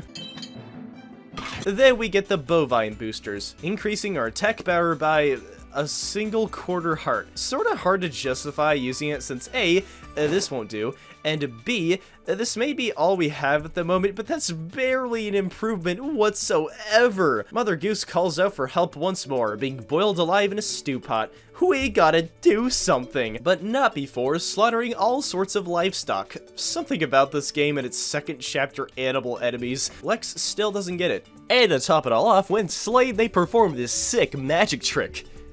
They can only do it once. Oh yeah, remember when I mentioned how gorgeous this game looked a bit earlier? Well, it's still got some roughness to it, and honestly, I just wouldn't bother bringing something like this up if it weren't for the fact that Lex got a complete makeover here, and everything else reminds me of how the first game looked. Most likely a cost-cutting measure, however, since they had to make 148 more of these, but it doesn't really matter, it's just yet another nitpick from the nickel pick locker guy. And also, despite this, I still find the janky look to be charming as hell. Cuteness overload, you say? Here, use this so you can stop thinking about it. Up next, we got the cow. Why is it in a tutu? Oh well, for this reason, of course. If this game at this point can get even sillier, I'm not ready for it. Then we meet up with Old MacDonald, who I remember from my recorder class, and as per usual, he barely gets a chance to do much of anything. I was gonna make a joke about how Lex would be going E-I-E-I-ow, until I tabbed back into VLC Media Player to get reminded that the game didn't miss that opportunity, and I love it. But I'm still gonna make mine, and I can't be stopped. And on this farm, his head was bashed into itself. E-I-E-I-ow! And I might have gotten a few frogs and also demons out of this man's throat. Thanks for the almanac, I won't be using much of it all. The objective that best describes this new treasure is beneficial. Mine is, it fills a treasure slot. So Lex starts to wonder if he'll ever find Mother Goose, because chances are, her feathers are already boiled off. But alas, there she is, just past the pigs. Don't worry, I'll save you, and I'll make it quick. I just gotta, give me a minute. I also never mentioned how Lex's new attack animations look, and well, here I am mentioning it. As a kid, I thought this was one of the coolest I have ever seen, and the one signifying the most powerful attack is certainly more interesting than him just shooting up into the sky and bombing them. On today's edition of I Could Have Done That Instead! Spelling aquarium. Haggis does kind of look like that, so it's not too concerning. But I know what isn't truly concerning. Like, no, I'm not someone that's just gonna get powered down and suck it up. And look who decided to show their face, the fairy tale villain most famous for putting in all this work only to get made fun of. What big eyes you have? Pfft, I can think of something bigger than that. Aw, man, I almost had it. Definitely wasn't my shiniest moment. Oh my god, it's a wolf! After he gets knocked a few yards in one direction, we refight him. Was that evil enough for you? So we put him down for good for swallowing my fine china, and we make it to the stew pot where Mother Goose is just completely unharmed, unless she's boiled from the inside first. Your supper's ready! Disregarding logistics, we now get introduced to probably my new favorite addition exclusive to this game, companions. They work like this. Your third treasure slot gets removed. So then, why did you give it to me in the first place? The breakfast doesn't do anything, but let's be honest, they just wanted to subvert expectations, and it worked on 10-year-old me. And every 4 turns, whichever companion you picked will do something other than standing around and let their ankles stop ankling. In the case of Mother Goose, she will lay an egg, and that egg becomes a potion. Yes, I used to use her all the time. You want to talk about it? You want to lean in and peck me on the forehead while we're at it? No, that's not what I had in mind. Now, another change that some might have mixed feelings towards is the fact that you can no longer obtain 99 of each potion. which I actually don't mind. The way I see it, this makes you need to actually strategize, but I believe this is to encourage the player to also take advantage of the other companions and their abilities, but we'll get to them later. I mean, think about it, nothing is stopping you from just dying on repeat until you have 99 health potions, so in a way, this sort of needed to happen. Yeah, I'm a little bummed that now I can't have more than 10 power and purify potions, but to me, that's still plenty, all things considered. Just start using them more often instead of just standing there not able to do any damage while you get pummeled by the enemy that heals after losing 2 hearts. So, flashes of light. That hasn't been explained. So Lix asks if anyone out there could know more, and Mother Goose suggests the Queen, but it'll take him the whole book to get there. It's the best we go, Diego, go. Equip our not breakfast and disembowel the man who sells you beans. I mean, come on, we can't let him cane us. And of course, it's a bit early, but the pilfer has returned.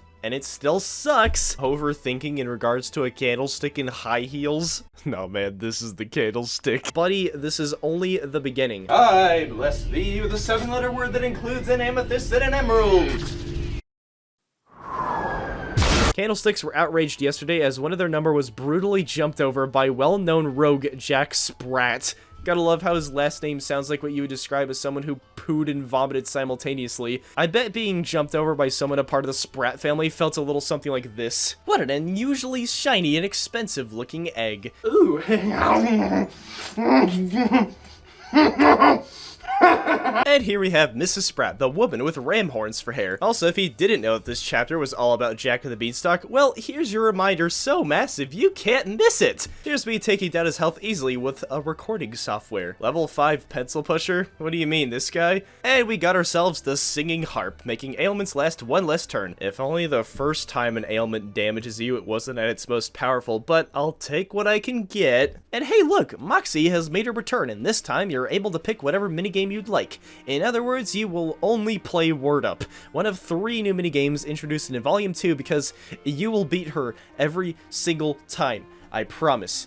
You will get one of each potion and these 3 gems every single time. This is absolutely the reason you can't die in chapters 8 to 10 and just have every hut become available to replay again. It would have just been horribly imbalanced, just like a seesaw that has a really big shoe on it. Look! Spelling 5-letter words even stuns her for a second. This game is brutal, but not what I'm trying to spell beam. Chapter 5, Goldilocks and 3 Bears. Eat up, kids, for serving up frozen rat poison that burns you. A worm for breakfast? Yum. So you're raised by Queen Eleanor's bear form. I really don't like the way this thing looks. Boy, am I glad I got to spell this in time. Something that I feel is missing from this chapter to me is that Goldilocks herself isn't here to receive a smackdown.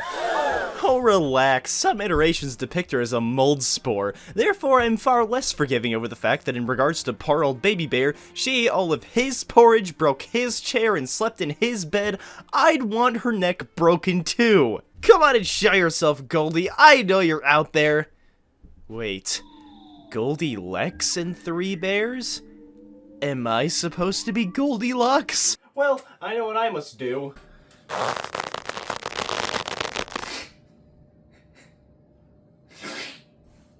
Baby Bear is still a sickening sight.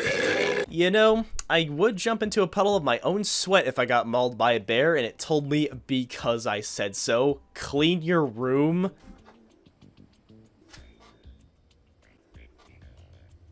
I just did it right before I started filming. What more do you want done? I also don't know if this is just me being bad, but I shuffled 3 times on this enemy alone because I couldn't find any genuinely worthwhile words. Is the game just more difficult? The anti-cheat is in full overdrive, or am I not gonna live to see 23? Hey guys, GoronGuy123 here. As you can see, it is my birthday on the day that I'm recording this, and I'm not dead, so yay, I did it. I don't know, I guess this entry is just more difficult, something that I am still content with. Alright, boss time, fighting Papa Bear wearing underpants not fit for his buttocks. I was beating myself up over putting this into the video because it hangs lower than a pear tree being sat on by a hippo, but once I got reminded of how it looks in game, I couldn't help myself anymore. Remember, if you disapprove of any of the jokes I make in these videos, comment down below so that I can delete them all. And unlike the undies that are a gram away from exploding, we finally get the just right porridge, letting us resist stun attacks completely.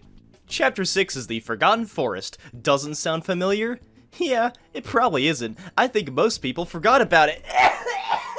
As our crew is lost and confused over their current "we might in fact be lost" situation, the Cheshire Cat from Alice in Wonderland materializes and tells us about warped tiles, an attack that every single enemy in this chapter has, and yeah, it really is a doozy. A certain number of tiles will be warped, and this will cause the affecting tiles to become letters that are harder to spell with, and get you closer to spelling Knickerbockers, the entirety of Poland, and Karakalpak. that. Easily the funniest thing that happens in this game is the moment Lex sees Hansel and goes, "This'll be easy." Don't worry, Lex, I'll help fulfill your lifelong dream of beating up children, so my contribution is poison, incinerate, and freeze them into a not-so-block of ice. No, game, it's fine! I wasn't trying to spell equivalents, I was actually in the mood to spell the word jedge! And since I'm feeling extra frisky tonight, I might just spell the word quucky! Oh. The game heard me. Does this remind anyone else about those free solitaire mobile games that ask if they can record your phone calls as soon as you launch the app? After we erase Gretel's soul, which we needed to since she sounds like an old woman who inhaled helium, we fight a gingerbread house. This could either be genius or creatively bankrupt, depending on who you ask. It only got to do the same attack twice before its scheduled demolition, and the boss, of course, is the witch that wanted to cannibalize Hansel and Gretel. Speaking of them, an attention to detail I haven't noticed until now is that there's actually a breadcrumb trail throughout the entire chapter. A detail that they couldn't afford to let you gloss over, or the two of them just had an entire wagon of loaves because why are the crumbs so big? I can make at least 2 sandwiches with that. It's bold of you to assume I make sandwiches like the average Joe. I will say though that this face just isn't scary compared to what you're forced to stare at while you figure out what to spell. And I know it's a matter of perspective, but it's too late. Can you unsee a Cyclops with chimp arms? And also, I probably won't be spelling much of anything if she has a tile warp attack, another tile warp attack that bundles that with a tile lock, and just for fun, a move that just adds even more difficult to use letters onto your board. But hey, she falls and we obtain a gumdrop necklace, increasing gem effects. The remainder of this book will now be covering tales from the works of Lewis Carroll, who published Through the Looking Glass and the one I'm sure everyone's at least heard of, Alice in Wonderland. Notice how I never implied that they were being adapted accurately. Time for another round of word uppercut, and thus we end up in Chapter 7, Caterpillar's Lair. This place is like a wonderland or something. So as things go, you gotta beat up a bunch of smoke. Please don't let me be the only person that's ever done this. A smoke mushroom that I myself also poisoned.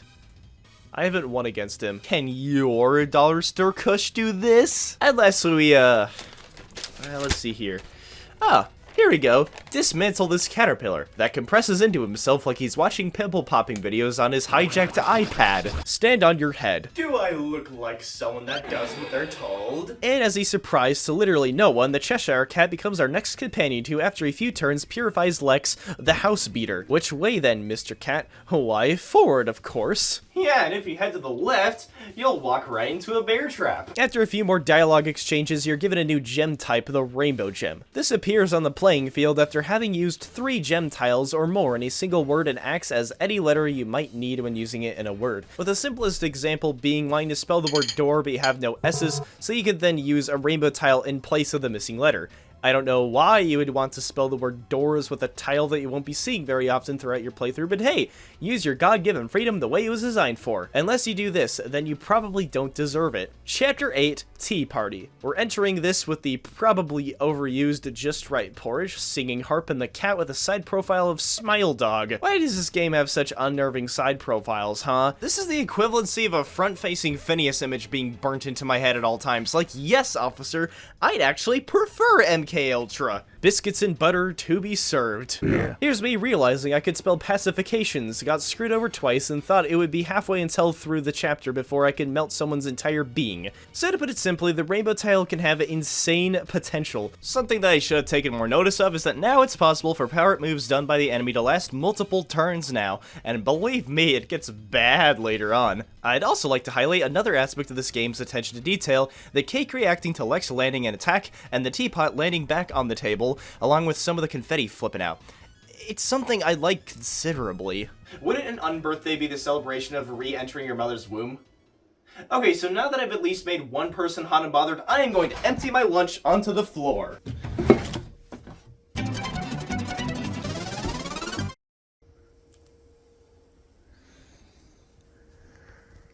look me dead in the eye and tell me, yes, this guy would suck on titanium. I've been called worse things in my lifetime. Spell residual! You know what I'm in the mood to do? Head to the year 2060 and say to the first person I see, hilarity ensues. And would you look at that? He's dead. We fight the boss, who is in fact the Mad Hatter. I'm quite mad, you know. I would be too if I had that face, could only steal clothes from the nearest Kohl's, and had the teeth of the crocodile dentist. I mean, look at this. I'm up to trickery, he's up to trickery. We weren't designed for 50-hour work weeks. We were meant to behold this. Aw, I never got to show him the whole act. After completing this chapter, you get the fabled Mad Hat, which gives you either an amethyst, emerald, or ruby after scrambling, which means the game lets you do this. Now I can spell this in the most powerful fashion. But I also got better at video games since then, so I never used it. Chapter 9, Behind the Looking Glass. I didn't even think it was possible to be this disappointed. Lex encounters Tweedledee, and the first thing he says is ask if he's real. He definitely got hammered before. It took me a while to figure out where these two and the rest of these characters came from, until I realized that they each came from another work of Lewis through the Looking Glass. You can't make me! It also has this thing. Any book that has this in it is a book. History is defined by the struggle between classes. Moving on. Less known for their slick sense of style, how could you possibly say that when I'm looking at the most stylish walrus eyes I've ever laid upon? But it's not like I've met a whole bunch of them. And then we make it to quite the industrious fellow. He looks like he would make a killer harmonica player. I wish you were not quite so deaf. Well, if this was where my ears once were, then sir, I cannot help myself. Humble viewer, you do not know where his ears are either, and the more time I spend thinking about what this Slimer's anatomy is, the sicker I feel. Oh, what's that? Building a house? Without the ability to hear or use the rest of my head? I can do almost anything I The Jabberwock, the thing that goes Burble, burble, burble, burling, slithy. Aside from letting us know that the Jabberwock is the reincarnate of Al Roberts, but now he's his own guillotine, we get the very Looking Glass of legends, letting ailments and tile effects last one less turn. Alright, we made it. The Castle Wonderland, agreed by the lovely queen wanting to cut her head off. Oh, not to worry, ma'am. I'll take things right off your hands.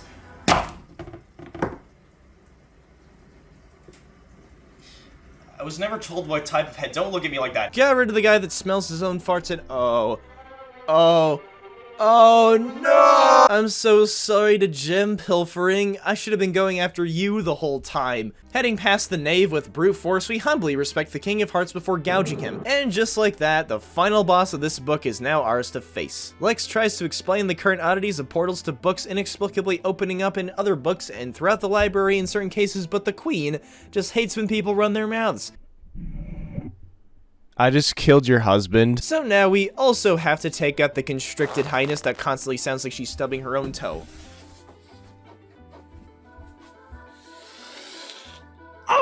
Amputate his hat rack. You know, I was fine with you threatening to cut off my head, but this?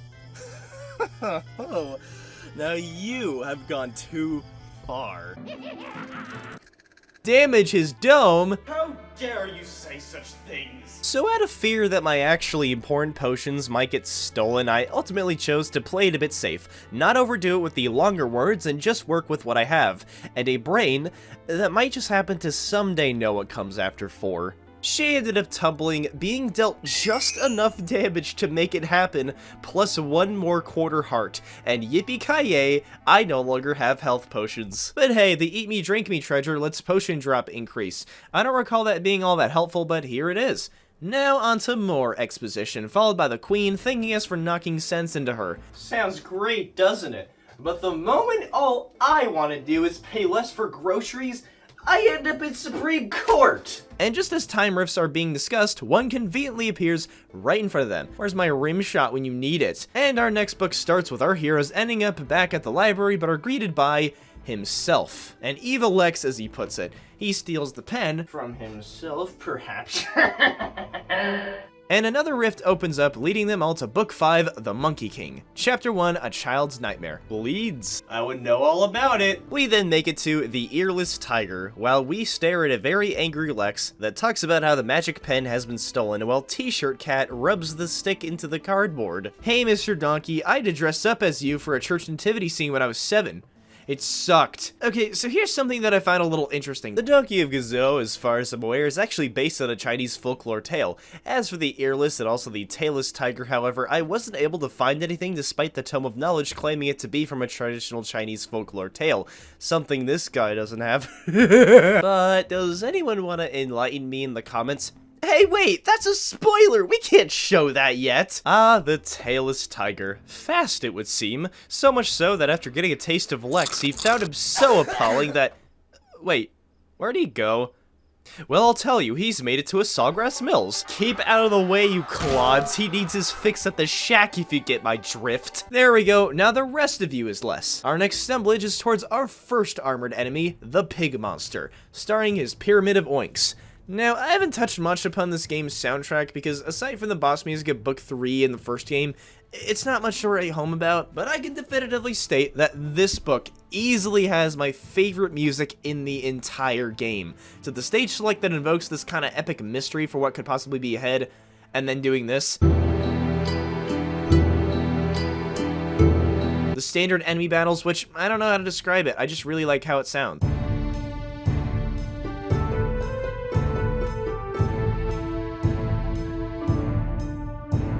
And lastly, the boss music that punches you so good you just gotta appreciate it.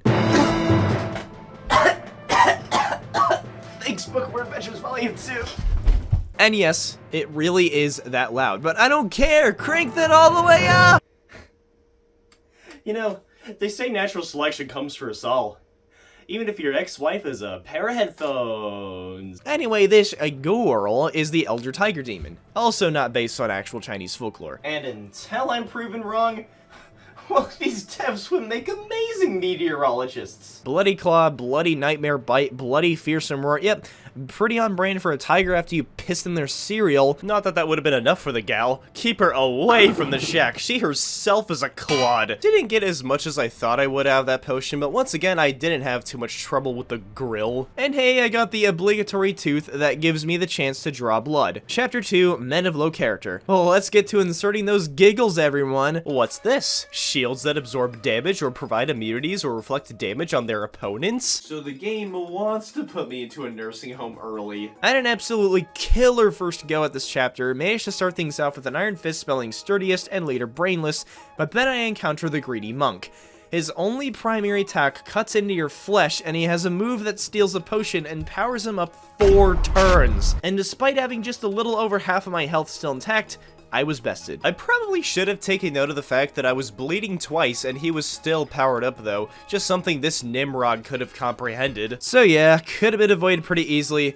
I was still bummed. My eyes completely vanished and now I brought the Cheshire back with me. But then I became the very thing I swore to destroy next and slept for the night. Also, if you were thinking that attacking an enemy that is currently using the deflecting shield with a devastating word would result in you getting hit with a devastating blow yourself, all that happens is you getting reflected, thus resulting in you taking just a little bit of damage once you attack. Despite every little bit counting in this game, it's nowhere near as bad as I thought at first. He might be wrathful, but he still has the courtesy to not use words of the foul variant. Alright, now I got past the great serve that took me out earlier, and we make it to the Sausage Stupefier! And it looks like my work is finally cut out for me because Lex never explained what immunities enemies can gain when their signature move is used. And in the Gluttonous Monk's case, being immune to 3- and 4-letter words for a few turns. Okay, back to begging my maid to fetch me a box of Ritz while I remain immobilized. Here, I'm just gonna save my 2 topaz gems for this chapter's boss and then scramble to do what I feel is most appropriate for this enemy. Next we encounter the Blue, or as I like to call him, the Primitive Hairdresser. Stop! I don't need one! I did struggle a fair bit just trying to figure out the best words for the job while he uses an attack that deflects and absorbs damage. It wasn't that bad, I just know I can't keep this pace up for much longer. But I did get a Tau of Lex's face, and he likes me. We'll see who's laughing when I report you goons to the authorities. That wasn't a joke. It doesn't always need a punchline to be funny, therefore, I'm joining him. The prideful monk then name drops some gentleman by the name of Sifu Sikin, and Lex just sees it as yet another challenge for him to overcome. He also mentions how he thinks Evil X might be too tough to beat, but listen man, you defeated death. I think you'll be fine. What can't he do? Reason, that's what. Golden Coins is the next new minigame, and the objective is to spell 5 words, but make them count. Make them as long as you can in order to collect enough golden coins to reach the very top to get the most prizes. After the first turn, you'll then notice gold tiles start to appear, and when it gets used, you'll earn an extra 2 golden coins on top of the rest of the coins you earn, despite looking like 3rd place. It's pretty good, but I'm sticking with Word Up to keep up my footstooling moxie streak. I was trained to do that. No, you're wrong. You were trained to foot. Also, Lex can survive a head crash. Turns? Are you kidding me? That's like how many days I'll be behind bars after standing on grass. Ooh, check out this 12-letter word play. I'm a beast! No beast can ever stand in my way now. Oh, you think you're hot stuff, aren't you? Here comes a hop, skip, and another burn victim. But then we make it to the man himself, Sifu Sikin. How dare you insult me like this? What the hell? Just because I'm a worm, you think that just by me showing my face in your presence, you think I'm disrespecting you? Ah yes, whatever can we do about those treacherous roads? Now this Sifu Keen guy, he's got a keen eye for victory, and I must say, he was actually quite difficult. Don't you just love telling a bad joke and a lie under the same breath? I mean, really think about it. Half of his attacks are just your grandma forcing you to not eat out of the cookie jar, which only swap vowels with consonants and vice versa.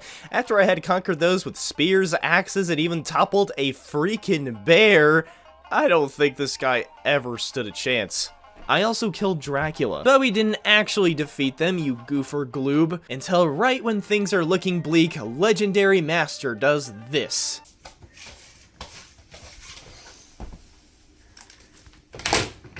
It would also be apparent that the game doesn't want us to call him by his actual name, but neither sound like promising brands for me to buy solid state drives from. He's our next companion, and the very last of the companions that I actually ended up bringing with me. He'll stun the enemy and power you up every 4 turns, which can either be incredibly silly or serve to be extremely effective. Not much of an in-between, really. Also, I've said this plenty of times already, but I think it's funny that some of the characters actually believe that Lex requires more training, as if the first game just didn't happen. If we let him get any stronger, he's gonna fight the entire Earth, and with just his teeth! I don't know what the lucky numbers mean, but now I'm fighting against the very icons of the Chinese New Year. Weak against mammal words. A reptile, just FYI.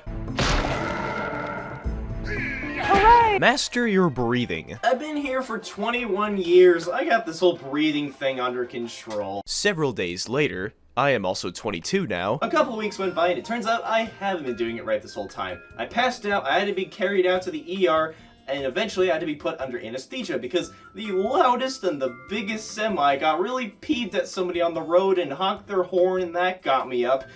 I had to get an entire operation done on me, which was not something that I was anticipating, but you know what? It's all good, and this right here is the paper that I was given.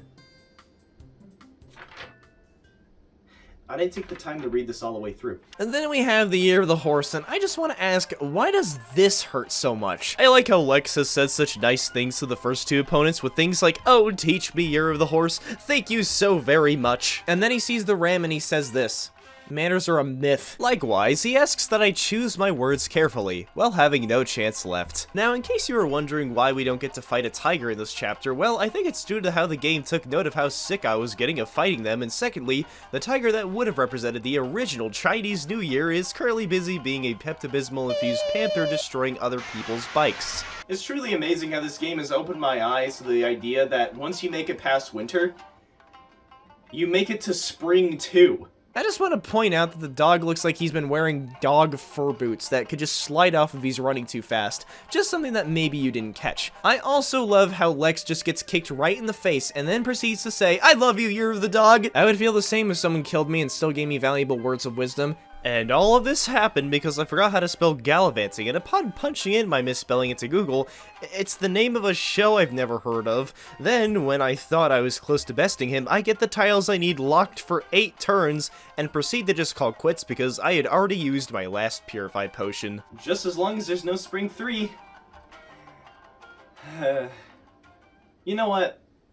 Master Wong was right. I'm not nearly as cut out for this as I thought I was. After all, a person isn't merely composed of just their accomplishments alone. Maybe it's about time I call it quits.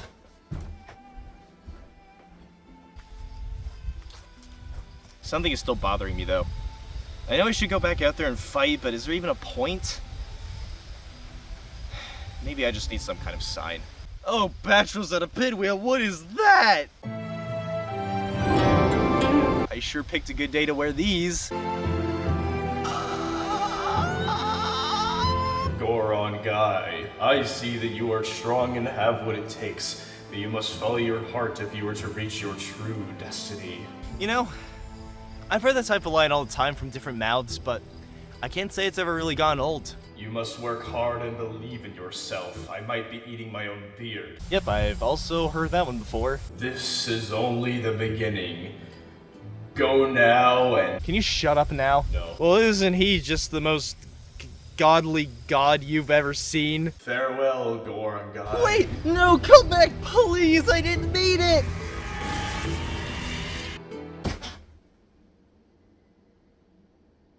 We can keep playing. I figured that maybe this time I shouldn't have nearly as aggressive an approach, so I brought the Cheshire Cat. And it was only until I look back on this footage I realize this is completely worthless right now, due to 3 of the enemies deciding to have Petrify be their turn-removing attacks. Also just fantastic to know that not even Vittles is a word. But with the help of getting a Rooster Roostered and women's undergarments, I eventually completed this chapter and got myself the Master Zodiac, an upgrade to the Max Almanac, which dish out bonus damage for verbs. This likely increases the bonus word scope, but I think I'm good. Now Lex is hitting Master Wong with the heavy questions, like asking him what he can do about the possibly supernatural version of him that stole the magic pen that, in his own words, controls reality.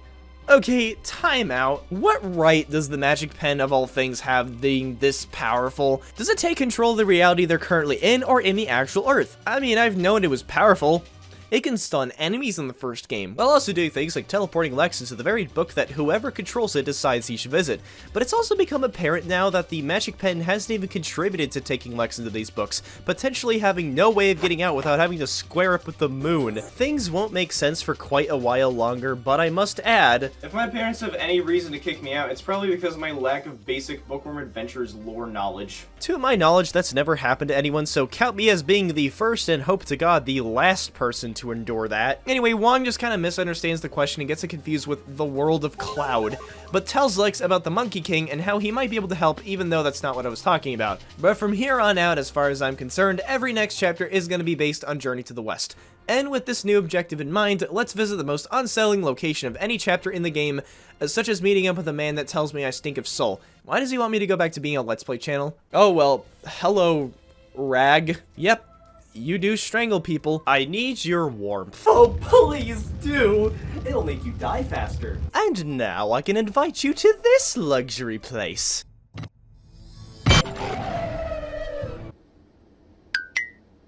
Why does he make the same sounds Cerberus makes in the first game? I can't help it, man. This is probably the most unsettling thing I've ever witnessed. And it's almost funny how the game has this in it, and I am a giant green worm with glasses and can bring Mother Goose with me as a sidekick. It's kind of amazing. Actually, I take it back. This game is just funny because this is what it considers a nightmare strike. Anyway, I'm not sure exactly where I sent him, but I'm sure he's happy there. Boss time, Tree Demon. Your search for Monkey ends here in death. How do you know that tree that isn't much bigger than I am? My bark is worse than my bite? You know, I can't quite hear it. It must not be that bad. He also has the greatest attack in the entire game, and quite honestly, it's one that ideally you should hope he uses as little as possible, as it can put you at a huge disadvantage. Squirrel Stampede. Tree Demon, ladies and gentlemen. Anyway, with the tree now we get ourselves the Super Sutra, which increases healing effects and free Pigsley from captivity. He then informs us that the Monkey King has been long since away from this place, and how he had went out to steal a staff from the Easter Dragon under the sea. And for whatever reason, the Sutra has been able to take everyone there and lets everyone breathe underwater. It almost took me 2 hours, but you know what? It doesn't have to make sense. 4 years of training, I see. I then did the wise thing and finally ditched the just right porch for the time being, and instead of the Cheshire Cat, bring with me Master Wong, the teacher of the very wisdom I failed to apply here. Oh no. And then we have the Shark Surgeon. I killed him in 40 seconds. Lex has gotten so powerful that now he's willing to lie about how enemies are missing their attacks, despite the fact they definitely hit him there. We then make it to the Dragon King, who doesn't take kindly to our presence after we ask about where the Monkey King is. I suppose that makes us public enemy number 2. This is mainly because I don't wish to discredit anybody who might have done worse things than I have. I like to think that I only did a couple of things wrong. I mean, I hit a shrimp a couple of times and he stopped moving after a while. There's a lot of them still out there, right? I just want to pound someone.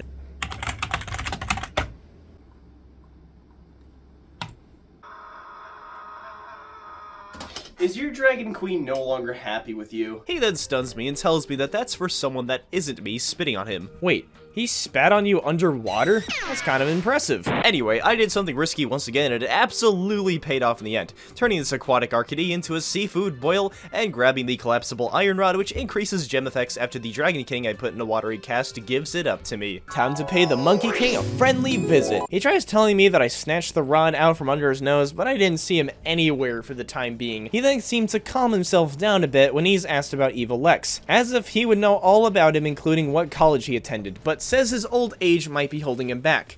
You look 23. And despite the exchange, I got rid of his fluffy Mario plush form in 2 turns. I honestly don't have much to say about this chapter. It was honestly a piece of cake. He just doesn't hit me that hard. I guess that's kind of the point. It's like finding your long-lost uncle that you need assistance from, and then it goes from having heated arguments to an all-out brawl, where every punch just feels like a duel to the death with cardboard tubes. And how would you like this? Getting stunned and frozen at the same time. That's what drowning in ice water probably feels like. I also feel frozen and stunned, knowing I could have easily spelled the word a masquerade, but maybe I forgot that word existed or something. Then we fight the Monkey King himself, which in all fairness has a lot of health, but I still won in like 3 turns. Look at my best words list, man, and I am still gonna end up working at a Wendy's. But just you wait, my downfall is vastly approaching. And yeah, we did what we do best at convincing Mr. Monkey Man to join our group as our 4th companion. And then some gentleman by the name of the Jade Emperor binds him to a crown that squeezes his skull if he disobeys. And trust me, I could turn his into dust lickety-split. Which means that now he must serve the one that defeated him. Wow, what a beautiful place for a name like Heck to mention. Anyway, the Monkey King has 4 different forms, and every few turns his form alters, giving the player a different benefit each time. Iron form gives Lex extra defense, tree form heals him slightly each turn, cloud form, which gives you a chance to resist any status effect, my personal favorite one, and finally there's ant form, which slightly increases your attack power. Looking back on things, I kinda wish I actually used them a few times. I feel like it might have gotten me out of a fair amount of pinches, but my stubbornness prevails above all else. Don't pick the just right porch, don't pick the just right porch, don't pick the just right porch. I got really worried for a second there. So the Monkey King's people are currently trapped, and when asked about how they are to be freed, we just have to erase their names from the Book of Death. Seems simple enough, but a new mechanic has been introduced. Cursed tiles. If used, you'll take damage. A bit boring, but hey, what else can you do? This guy can't do it, so we'll just have to move on. Okay, so we're just fighting scrolls now. Excellent. You can be my toilet paper. What I find funny about it, though, is that it has a lifespan of only 2 weeks. That's basically how long it takes for a sticky note to stop sticking after the neighbor's dog tries to do a stress test on it. It also happens to be the scroll that sets you on fire. But was it expecting me to have the book that puts it out? Something that I can't help but mention, despite how this might come at the expense of the development team, is the fact that the lifespan of some of these creatures include 10 dying breaths and 7 sleepless nights. Oh, the edge! I just can't take the edge. And the boss we face off against this time is what I've considered to be the most awesome enemies in the entire game, the Bowl Demon King. I mean, it's a red bowl engulfed in flames. What is there not to love? I'm bullish on my chances. Isn't it just so convenient that you're a bull and you get to make puns such as that? But allow me to express that I am no longer amused and I am about to add a CH to the end of my pun. I'm just warming up. I've had it! And, that's a lot of cursed tiles. Quite a lot for someone that has a standard attack that does no damage. At long last, the bowl falls, and a ruby forms from the flames that created him. And now the Book of the Dead is ours, which increases all healing effects. And naturally, our next stop is the Gates of Heaven. If you head to the Pearly Gates, and this is the first thing you see, I don't think that's actually heaven. Now we're just fighting words. This is friendly fire on a whole different level. Here's mine, Bob. Only someone that goes by the name of War would have 2 power-up moves. Yeah, who's not willing to let that happen? Picture this, you're making your way to heaven itself, and you make it to its very door, only to have to beat the door to brawl. It's also of the homosexual kind. And to top it all off, I came very close to outright not letting him attack whatsoever, but he did. Man, what a stupidly easy chapter. And now we get the Celestial Key, bonus damage for double-lettered words. Beings of unknowable power and ancient judgment reside in the highest planes. Can Lex prove his worthiness to them and earn passage back to the library to confront his nemesis? If an everyday person ended up inside this book, they're not getting out. So here's the battle between the North, South, East, and West King. The North King likes duplicating himself. Well, finally I have something in common with an enemy from a Bookworm Adventures game. This is the South King. And that was the South King. And the East King. The West King has his pet dragon that every so often casts the curse of the West down upon me. Like, yeah, man, I always hated that place too. Bleh, have some personal space, Wenst. From whom are you so green? I can't speak for Lex's mommy and daddy, but if you keep your eyes on the screen over here, which I wouldn't recommend doing, then you'll notice that you can't see, because please get those eyes off my screen. I don't even know what the ointment is for eye residue. And finally, we've reached the final boss of this entire book, some guy named Erling Shen, because they don't call it Center anymore. My bow has killed the Twin Phoenixes. Well, sir, none of that matters to me, because I don't even know who the Twin Phoenixes are. Why does this game have to suck so much joy out of me? Fury of the Phoenix, eh? I can't even tell how furious, because I'm being deep-fried alive. Also, I wanted to defeat him with the word kitty, but look at his health, and look at the certain absence of his second T. I just had to make do. But despite this, I conquered Book 5 and got myself the Enlightenment treasure, letting me resist Tile Smash and Lock completely. And as a bonus, a man with a melting ear. Things are starting to get real, though, when out there is an interdimensional worldwide level threat that can't be stopped? But there's hope. Well, usually there is. And we end up going through our next portal, zinking us back in the library. And we find out entire shelves of books are getting stolen, followed by our heroes making it into Astounding Planets, our 6th and final book. And, oh no. Oh no, it's happening!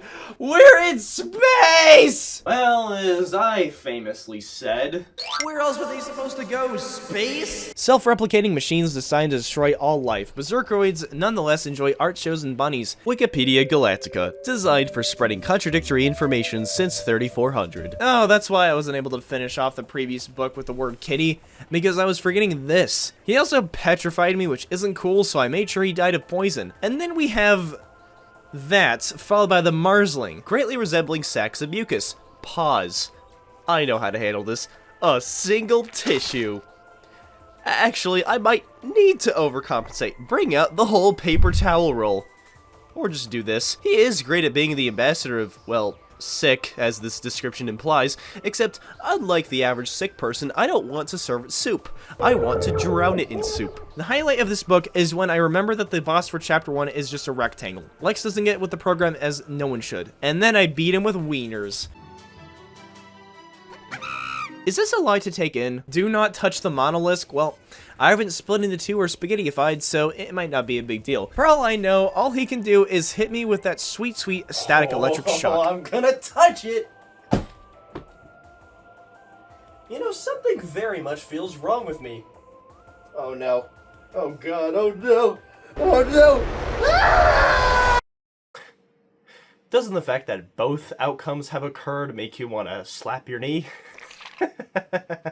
I am just so full of ideas, aren't I? And then we get an upgrade to probably the worst treasure in the entire game, the Bovine Boots, as we now have the Impossible Engine, and this increases attack power by 3/4 hearts over just 1. In other words, it made me move my eyebrows slightly up. The gang had been traveling the galaxies, mowing down whatever they disagree with on this inexplicable thing. Now it's malfunctioning, it's gonna crash, and They didn't even die yet because the story hasn't ended yet. Chapter 2, Wasteful Land, has us clash with this citizen. This is just like the video where this guy descends from a skydive only to be greeted with an aggressive kangaroo. But here, I can spell. Oh, and he must really think his nail and board technology is revolutionary. I'll show you.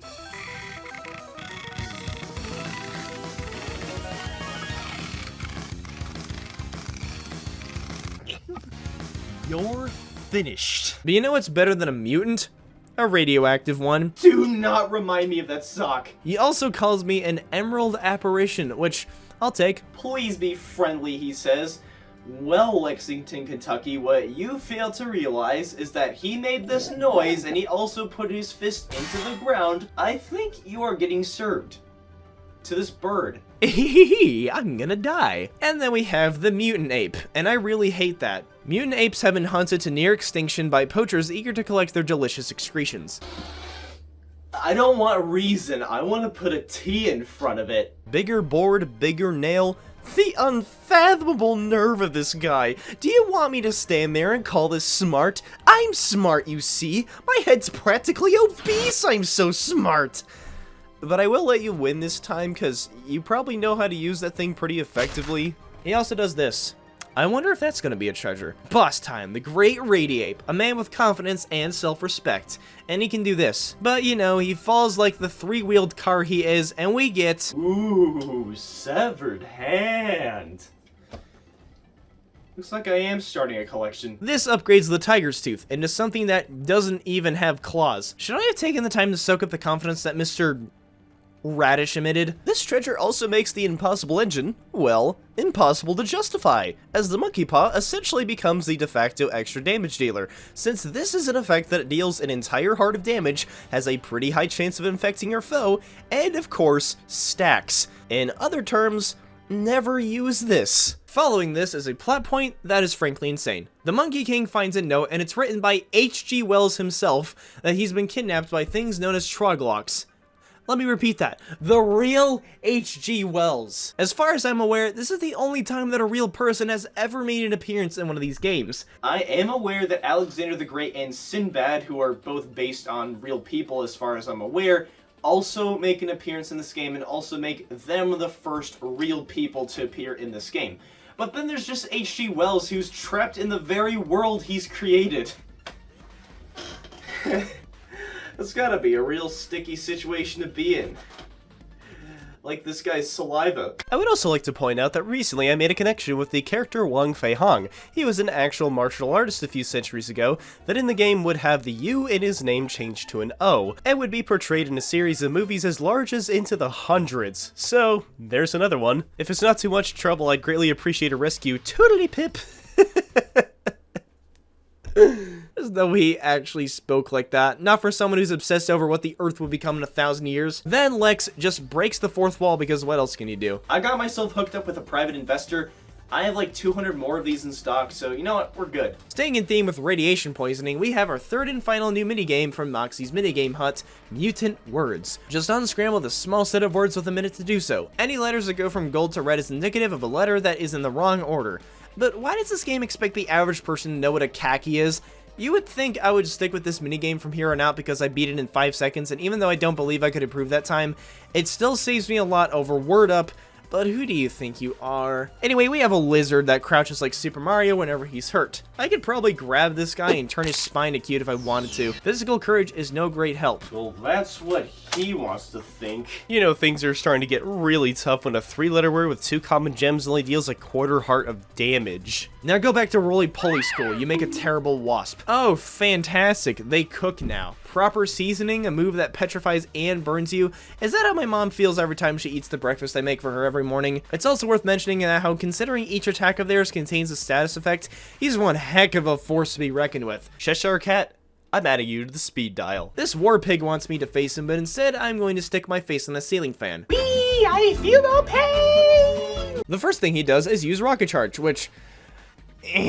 followed by Truffle Power. This is not very fair. I also made the most preposterous decision of the entirety of all my recording sessions. I wanted to spell the word voluptuous, which I assumed wouldn't be included in the game's dictionary for being too suggestive. But then I found out that's not the case, and I never corrected this mistake. This could make a grown man cry. And not in a good way! Thinking on my tippy toes, I finished assembling my house out of twigs and spelt frivolous. Jesus died for this. Boss number 3 of this book, the Troglock King, with his trusty contraption stitched together by stock photos. Release H.G. Wells at once, is a sentence that you could only hear in Bookworm Adventures. So we defeated the king that imprisons your tiles whenever he eats chicken, and now we have H.G. Wells himself be our new companion. He explains that he had been finishing up a time machine until out of nowhere he gets grabbed by a bunch of robots and gets dumped into the realm of the Troglocks. I still can't believe that you can just have H.G. Wells be your companion, or you play as a slug of supernatural abilities. He casts a shield over Lex every few turns, which behaves exactly like what you'd get from using a crystal tile. Oh wait, you're a cousin kisser? I think I just figured out who I can put in the Book of Death. Alright kids, ready your screwdrivers as we take a look at Stasis. So basically just throw it out, it's useless. Stasis is a move that prevents your treasures from functioning and your companion from helping you for a certain amount of turns. And kind of like deflection and absorption, shields and so on, it's not nearly as detrimental as one might think. Personally, I just found it to be a bit annoying, but it's definitely possible to be royally screwed up because of it. And no, that still won't fix it.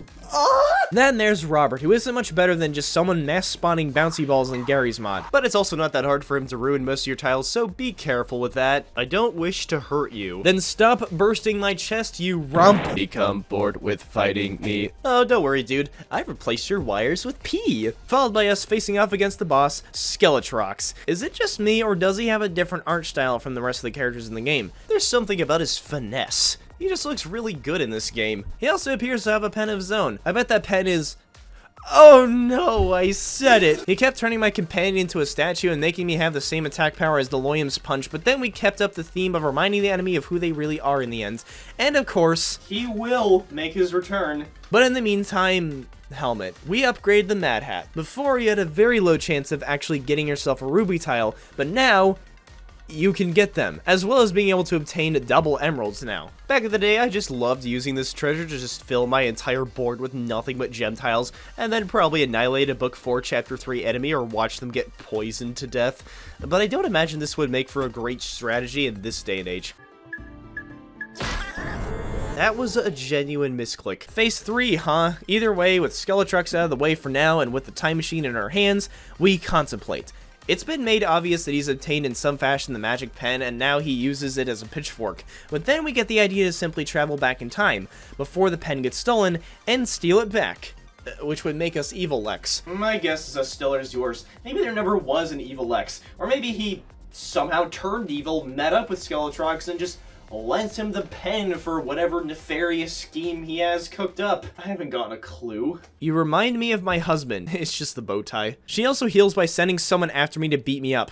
This is why I love this game. And here we have Cyrano, which for more insight we have his schnoz. Here's me trapping Odysseus in the Ice Age while this man just can't catch a break. Yeah, so if it's not obvious, there's a numerous amount of characters escaping their bugs, and it appears to be a giant mess. It looks like the only person capable of fixing all this is my self-named me. I would make the joke that previous Lex here has no defense and a sad amount of health, but since we've been known to do so much as just play ball with some of our enemies, he's definitely not dead. But now we actually have the magic pen for ourselves. Spell words for extra damage? Does that even mean anything? So yeah, we were probably evil Lex all along, but not actually evil. Or maybe we stopped ourselves from becoming evil. Maybe if I did have a master's degree, I could figure this all out. Regardless though, we came full circle, and now the time helmet is activated on its own, putting us in the land of the reptiles. Divorcer of Cousins then informs us of the final new mechanic in the game, fire tiles.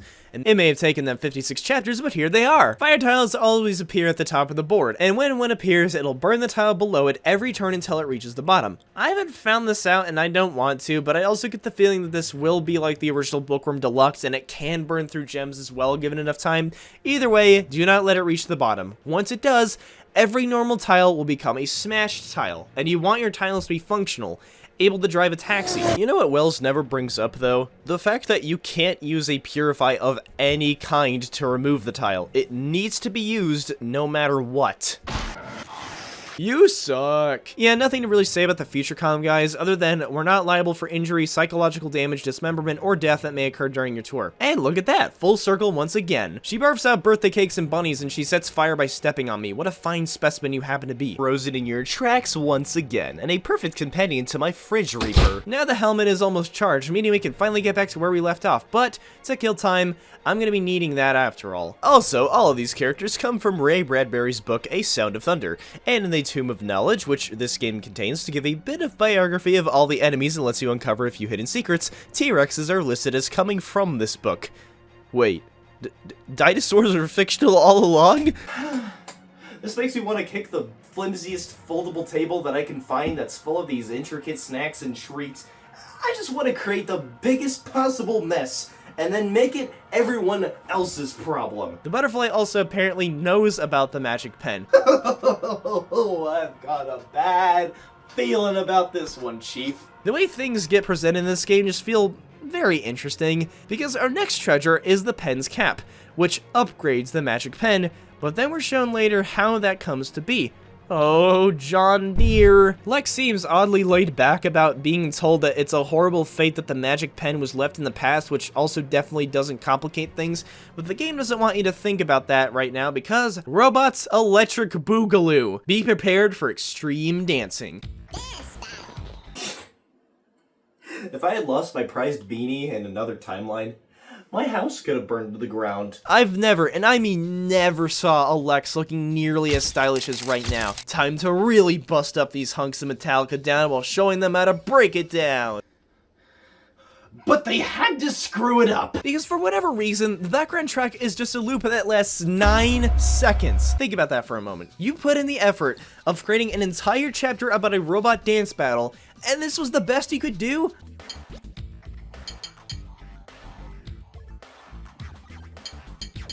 I spent around 20 minutes on the stage, and let me tell you, I had to listen to the same short music roughly 135 times. I'm really disappointed. What isn't disappointing are all the new attack animations Lex now has, such as literally doing the worm, smacking robots with his necklace, and an attack I never managed to grab footage for, until for this alone I decided to replay all of Chapter 7 up to where I left off, just so that you can appreciate it with me.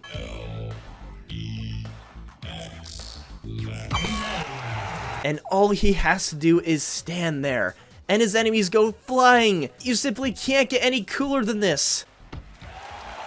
It's also worth mentioning that each enemy is weak against dance-themed words in particular, so you might want to consider these options too.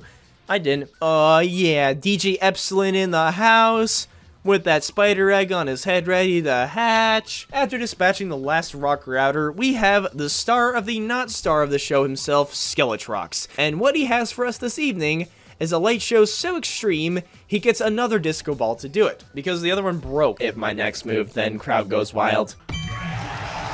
You're right, it did make the crowd go wild. Something I didn't quite expect when I finished this chapter for the first time though, is that he's been decapitated. Skeletrox gets reset, and now he's all nice and stuff, and now becomes our new companion. He upgrades tiles. What does that mean? Well, if you have an emerald, he'll upgrade it into a topaz, and so on and so forth every few turns. Very useful, I must say.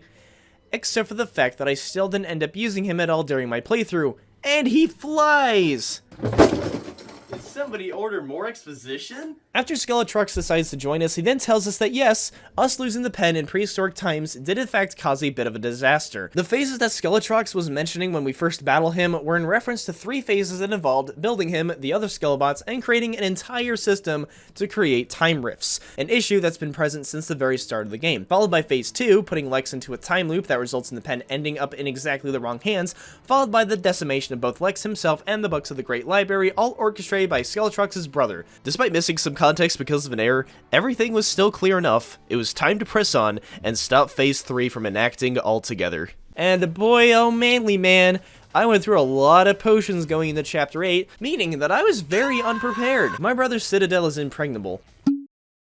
I did not want to have sex with a building. His computer systems are not. You want me to cheat? So now we're having to battle things like computer viruses, data nodes, and the average Linux user. Malicious code that infects a machine with tiny Greek warriors. If only computer viruses were this fun again. I wanted to get a crack of Need for Speed 5 on PC, and all I got was disappointment.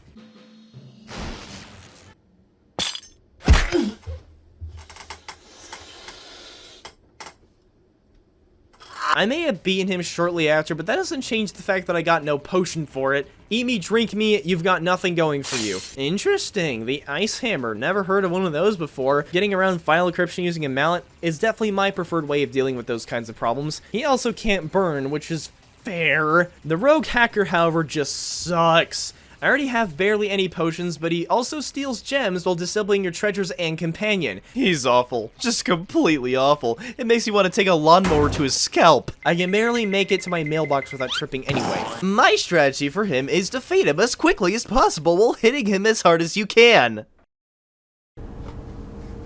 But nothing compares to Lady Summerspeak. If this is one of the computer systems that Skullatrax's disembodied head was referring to, well, someone can certainly make it work. Think you can get through her 4-letter immunity? She also has a move that steals potions and gems while having 30 hearts of health. I made the immediate realization that there was no way I was going to win, and that I would have to do this entire chapter all over again. The first thing she does is this pissing move. It almost feels like she's less armored than some of the other foes in this game, but that's no excuse to bring your guard down. Are you seeing this right now? Yep, there's no way around this. A powerful enough word or the bitter release of death. At this point, I actually started to get nervous because I thought I was about to get stuck. Yet somehow, I still did it. Lady Slumber Fanny bested. Semi-flange, got that too. It upgrades the Celestial Key and lets you deliver more hurt from double-lettered words. And now all culminates into this. The Book Burning. Chapter 9, The Worst Dystopia Ever. Featuring characters from both Fahrenheit 451 and 1984. You know, I actually read Fahrenheit 451 in school, and I remember liking the way it was written. The problem is that that was years ago, and that opinion probably doesn't mean anything anymore. The books of this world are also completely blank. Man, can't imagine reading a blank book, but upon giving it a shot, I think the appeal is that it can't judge me. Thought is not allowed, he says. And what did it take for you to conceive that? And it's not like you have the authority to tell me these things. It's not like there's a new type of police officer that manages something like... Oh my god. But hold on, I'm getting a little ahead of myself. Scramble. Oh man, I've always wondered when I get around to reading green. I guess I won't ever be able to now. Yeah, I've been given enough of a reason to be upset.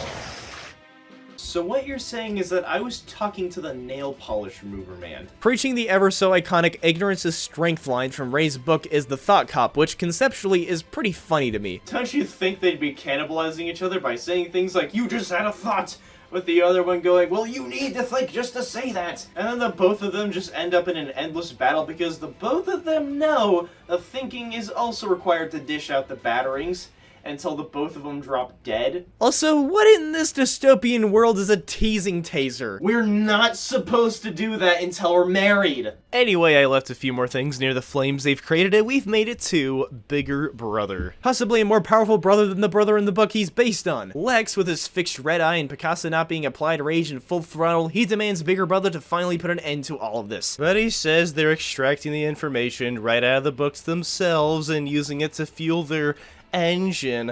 Whatever he says, let's get him! By making him fatter. What? Did you know that I had the opportunity to spell the word requiring, but just don't? Holy crap, is that me? I am you from the future, and I just wanted to tell you that you're really, really, really, really stupid. Okay, bye. I will do it again.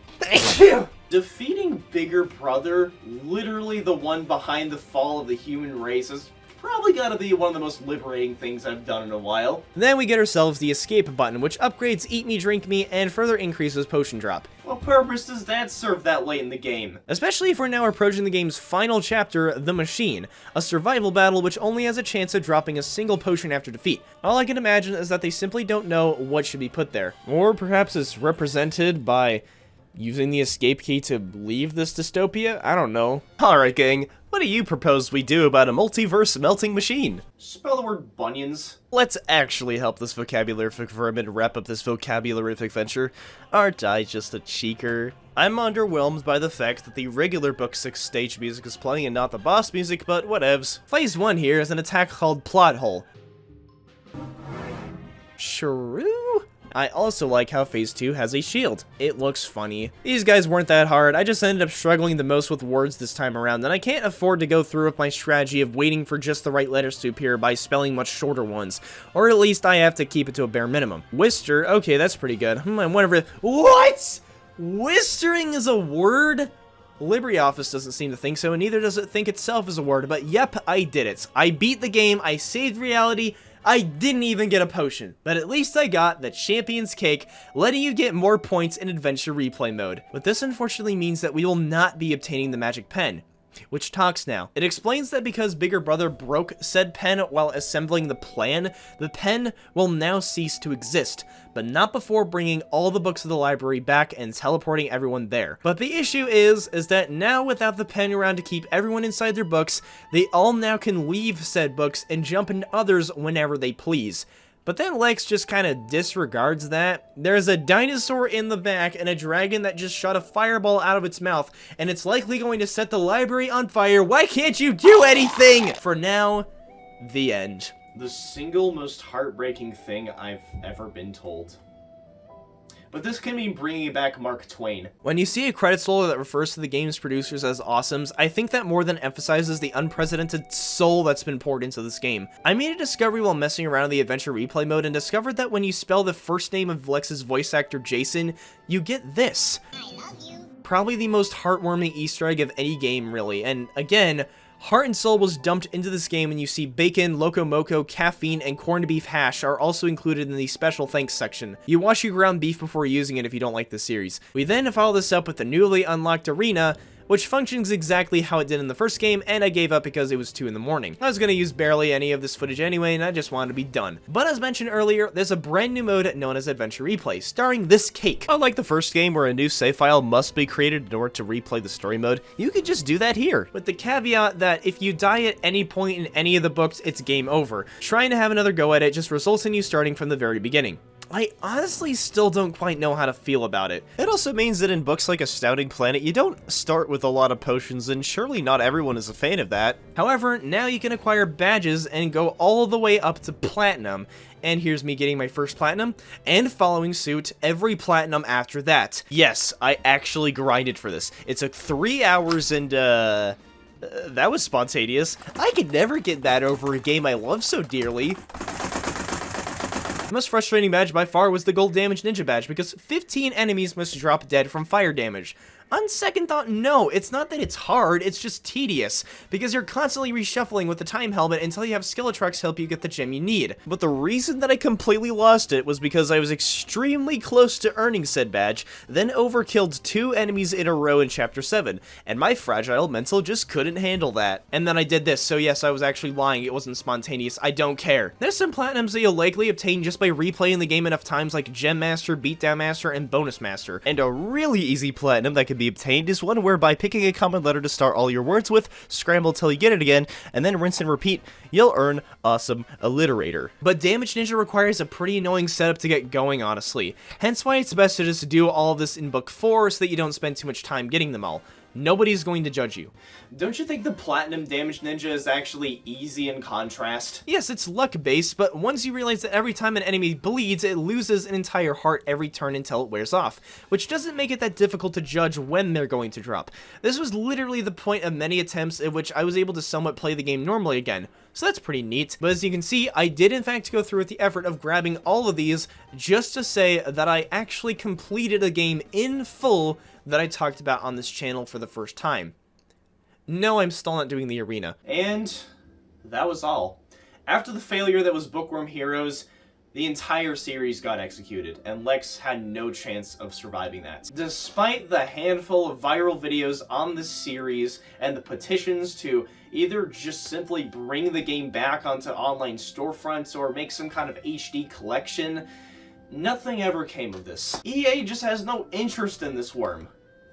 But there is this. On December 21st, 2020, a trailer for an HD remake of the original Bookworm had been uploaded to YouTube and made exclusively available on a platform known as Pogo, with quite the setback. You can only play this if you join Club Pogo, and any website that claims they'll not charge you until your 7-day free trial expires and you have no way of picking the free trial and just be done with it, I'm not touching it with a 30-foot pole. And I don't want to play anything that has this in it. It may look HD, but it doesn't even look much better than the original game, to be honest. And Lex looks like he's had his head sewn back into place. Can I please get an opportunity to not look at him anymore? Going back to those original titles, I think it would be truly unfair to continue understating just how influential these ended up being for me as a kid. My memory no longer wishes to serve me how I found out about the existence of these little games, but I almost want to say that Big Fish had introduced me to them, and by extension, I have their library to also thank for where I happen to be now. The games may no longer exist over there, and the site is entirely overrun by haphazardly assembled games made mostly, if not entirely, with AI-generated assets, a real far cry from what developers have been doing in this industry for literal decades. Even if within the side, it may seem like the work itself may seem insignificant, but for the most part, their old library hasn't been completely purged, and the epitome of early 2000s free trial activities could still be experienced even today. All it took for me to start making videos at some point was getting my first copy of the Wordy Wonder bundle, and then later finding videos on YouTube of people who have spelt the most insane things within either entry, uncertain if an anagram decoder was used or not. I never had intentions of uploading my own compilations to YouTube, nor the aforementioned many other home movies I've created as a means of getting familiar with things like editing for my own, but rather exist to serve the purpose of being interesting little nuggets of history that would eventually lead to something grander. I can certainly say that Volume 2 is the better game, having lightly expanded upon the game's mechanics, having wackier foes to bop, a more engaging story, although it might be the real book author ending up here in a time travel plotline that did it for me, and the companions alone add some highly appreciated perks to the gameplay loop that feel right at home, with some balancing to not feel entirely out of place. But damn it, both games are great! I shouldn't need to continue reiterating why I feel that way. Everyone has that one piece of media, no matter how obscure, that jumpstarts their desire to voice act, become an artist, write music, or just make really stupid videos on the internet. But everyone starts somewhere. And in many cases, a lot of us are still figuring things out. But remember your roots. Remember that jumping off point. Remember the garbage you started making as an example of how much better you've become now. And never stop believing. So, it's not impossible that perhaps one day we will end up with some kind of revival, even if it's far into the future. If it can happen to Mario and Luigi, it can happen to Bookworm. In the meantime, somebody on the Bookworm Adventures subreddit actually made a spiritual successor known as Spellstrife. It's on Steam right now, and it actually looks pretty cool. And there's also another game that released on Steam and iOS known as Letterquest Grimm's Journey, and it is by far the closest we will ever get to an actual Bookworm Adventure game that you can still purchase and support the developers of today. It even has Lex as a crinkly old man, and the best of all, it's on the Wii U! I would definitely talk more about these games, but alas, this video is almost 3 hours long, and I would rather spare you this time. Will there ever be another entry, considering the second game ended off by saying that it was it for now? I have no idea. We just have to wait and see. You can spell cock, but you can't even spell tit! Wow, oh wow, oh wow, you finally made it. I'm so proud of you. If you made it all the way up to this point, thank you for watching this video. I genuinely appreciate it a lot. The only thing I'm really going to point out here is that I sincerely hope that my next video does not take 2 years of my life. In fact, there's actually the possibility that up next is probably some kind of Christmas episode, but I'm not gonna stress myself over that too much. A little break is what I'm gonna take, and then at some point I'm just gonna jump straight back into things. You know how it goes. I suppose I'm just gonna do all the YouTubery shticks that they all do, like, you can like this video if you want. There's a subscribe button. You might have heard of it. It allows you to also toggle the notification bells so that you're able to actually be told by YouTube, most likely, at least 50% of the time, that, hey, look, there is, in fact, a new video from this guy. Do you want to go check it out? And it's hopefully not just some stupid announcement or a stupid, even stupider live stream. Another thing you might also notice is that there is also a join button. You may have heard of that newfangled thing. It's not new. It's like a couple years old at this point. I am offering to you early sneak peeks of my upcoming videos. If you've been a channel member, which no one has, but you know, you gotta start somewhere. Oh my god, I don't know how I'm editing this now, and I forgot about this. Thank you, Radical Jumping Laptop, for becoming my one and only YouTube member. Even if it was for just a single month, it still made a difference, and you still got to check out an early cut of this video before anyone else saw it. I appreciate that a lot. Thank you so much for your support. And on top of this, you'll also be able to watch an ad-free version of my next videos a week before they actually release publicly, which is pretty cool. On top of, I don't know, the possibility that I might upload things like behind the scenes, scrapped content, maybe some exclusive videos you won't find anywhere else if I feel like it, of course. For the members only stuff, I am actually planning on some kind of weekly upload schedule of some kind, so maybe I'll be able to get around to that at some point. It usually consists of more off-the-cuff stuff for the most part, so if that's something you're interested in, then that's another perk. Alright, the final thing I'm gonna say is that if you want to, word of mouth would actually be something I would really appreciate, because I know YouTube is most likely going to bury this because they probably deem a long video in this niche to be a little bit too inappropriate to reach other people's recommended tabs or home pages, so again, spreading the word would be really cool. I think there's like this hype feature that exists that I think is supposed to literally push these videos onto like the home pages, and I think that costs money, so like you're obviously not obligated to do so, but man, I would really appreciate that, I'm not gonna lie. Although at the same time, I think I would be terrified if more than 2,000 people were like, who the hell is this guy? Anyway, that is it for now. I will probably see you around Christmas time, and that's it for now. I'm gonna like go in that direction and then stand there for like a couple of seconds.